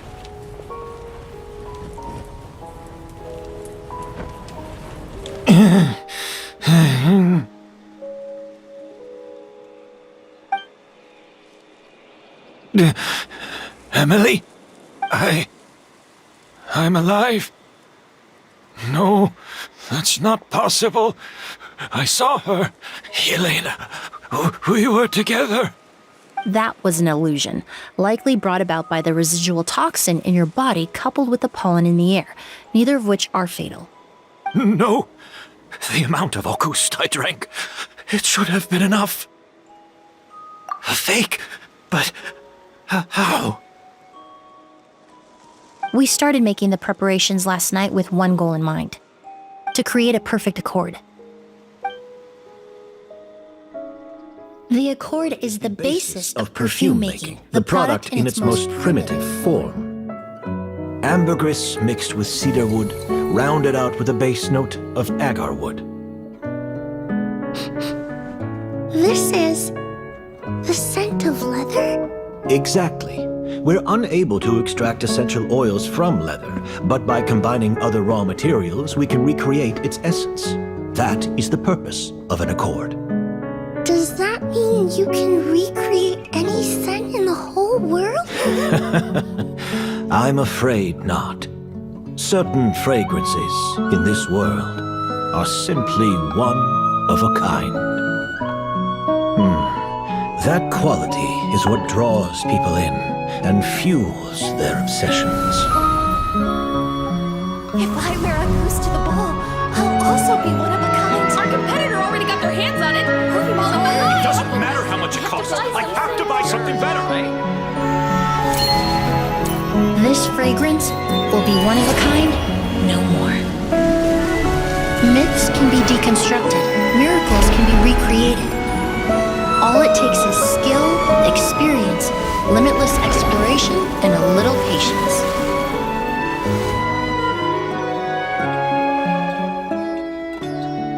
The only thing left is determining where the real Auguste is hidden. Pretending to be attacked means he's not free to move around. Auguste must be hidden within reach. I'm took a peek through the window earlier and his house was packed with flowers. The curator commissioned a flower pot from Kasharawar capable of retaining heat and moisture. Perfumes are as beautiful as flowers, and equally as delicate. When stored, you must take care to control the temperature and keep them away from direct sunlight. Did you get all that, Emilie? I got it.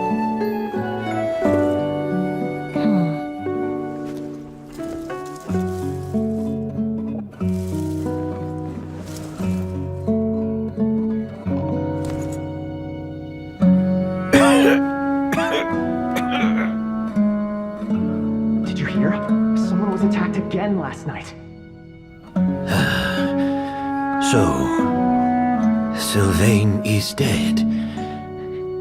Is that right? Yes, Master. So, you switched the bottles of Auguste, and then lied to me about Sylvain's death. Convincing you that your revenge had been completed was the easiest way to get you to let down your guard. Impossible. Even if you found a way to switch out the bottles, there's no way you could have made an accord. If Auguste was so easy to replicate, Yelena wouldn't have. It was a combination of rainbow roses, glaze lilies, and Cecilias. Those ingredients would have conflicted with each other if you tried to combine them in the past. But recently, we found a way for them to work together. Rainbow roses, glaze lilies, and Cecilias. Auguste was created over 10 years ago. All this time, people never stopped analyzing it, never stopped trying to recreate it. Perfumery techniques are advancing day by day. We found better ways to extract essential oils, separate oils and fats. We even discovered new ways to combine fragrances together. The mythos surrounding Auguste may have been untouchable almost 20 years ago, but now it's time for it to become a thing of the past. The past? You've been working as a perfumer for all these years. You should have always known that it is possible to make an accord, even if only in theory. But the meaning you assigned to Auguste became so inflated, you allowed yourself to get lost in it, just like the perfume mania that captivated the public all those years ago. You believed in its divinity and grandeur. You believed it was entirely one of a kind. Your obsession with Auguste is also what allowed us to predict how you intended your plan to end, and to make preparations in advance. We just didn't expect it to happen so fast.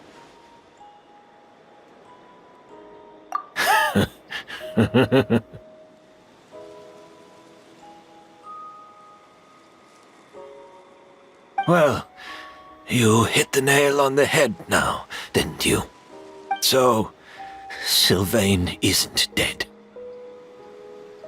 Since you've been preparing your accord since last night, I assume you've also figured out my method, then. That means the news of Sylvain's death, the crowd gathered outside the hotel this morning, it was all an act you put on with the sheriff? Yes. If we hadn't, you might have resorted to the delusion out of desperation, or continued to use your Spirit Borneal and Auguste combination to wreak havoc. Who knows?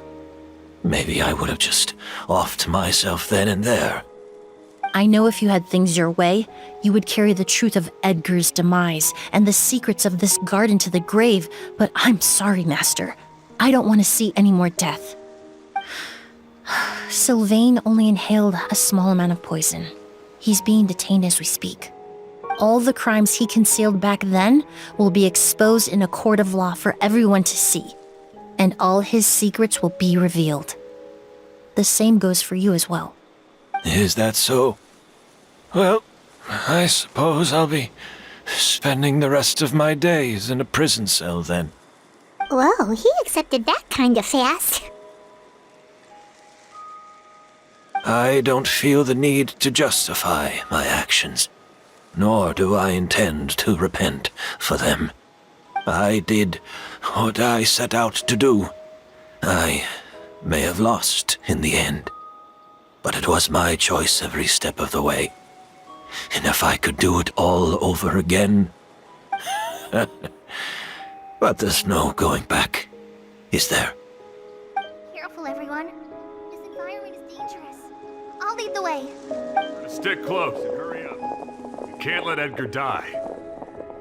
Looks like I'm almost out of time.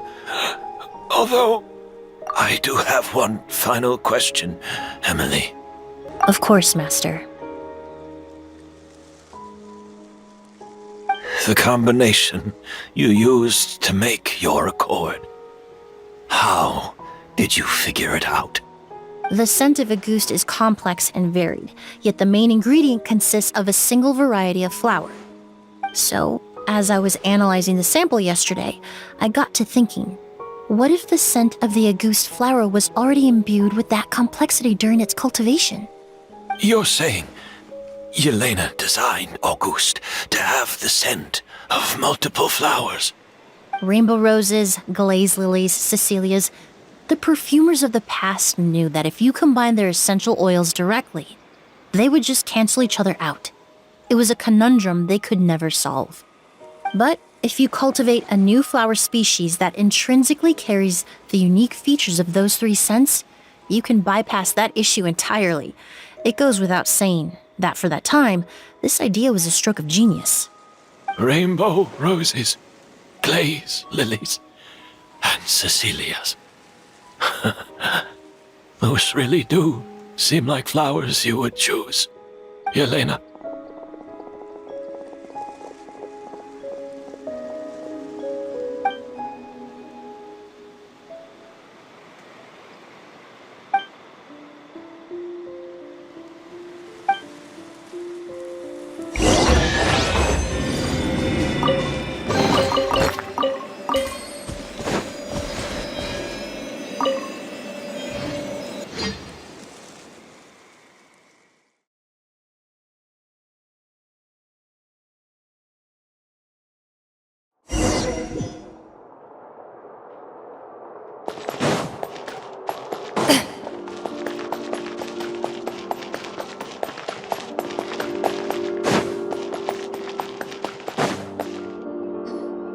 Did you know? Miss Emilie's releasing a new perfume! Right, I heard about that. I think it's called Yelena.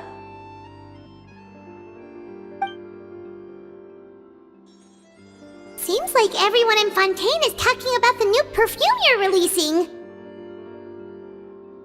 I was hoping to release it without such a fuss, but the news spread way faster than I expected. I just hope it won't become the source of some new myth, especially after all the work we did to demystify Auguste. I did, although I made a few modifications to the formula to make the scent more pleasant and long-lasting. I actually brought a few samples with me today. I hope they're to your liking. Also, I was hoping you could try out the fragrance before I officially release it and tell me your thoughts.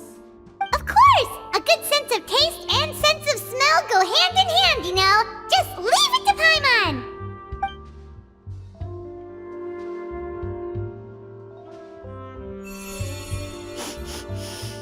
Oh, it smells great! It's alright. All feedback is worth considering. Besides, when it comes to perfume, commenting on whether it smells good is the most straightforward assessment you can ask for. There doesn't always have to be a deeper meaning. Right! Do those flowers have some special meaning? Hearing their names seemed to have an effect on him. If I had to guess, I'd say it probably has something to do with the language of flowers. The language of flowers? Oh, we've heard of that before! Paimon remembers hearing something like, the Cecilia represents the true feelings of the prodigal son? What each flower is said to represent varies by person and across different moments in history. The same is true for the flowers that make up the scent of Auguste. After returning to Fontaine, I did some research, and it turns out the meanings of those 3 flowers can be reassembled to form a single phrase. Forget the past and keep on living. Perhaps that's the legacy Yelena always intended, not the nobility and grandeur most people associate with a Gust. You think Kiria knew about that?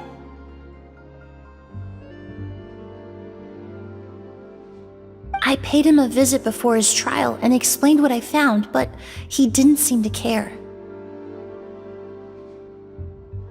Who knows? Maybe she didn't mean anything by it at all. That was his response. Yelena is gone. We'll never know what she was thinking. We can look for meaning all we want, but it'll never be anything but conjecture. Even if that is what she was trying to say, I would never be able to forget her. Avenging her death? That was the meaning I chose for my life. Kiria cultivated his revenge like a flower. He was committed to making it bloom, even if in the end, it didn't bear the fruit he was hoping for. In any case, he did want me to pass along his thanks. Thank you for saving my life, for giving me the chance to learn that a Gust could have carried a very different meaning. Love and hatred are a privilege of the living.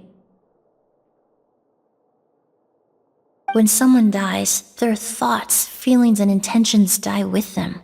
In that sense, what a Gust truly represents in the language of flowers will forever remain a mystery. But even if it's only a conjecture, I would like to believe my own interpretation. The meaning we give to flowers, the symbolism we assign to our perfumes, they're constantly twisted and exploited in our imperfect world. And yet, at the very outset, they're born from the simplest and most beautiful desires we hold in our heart.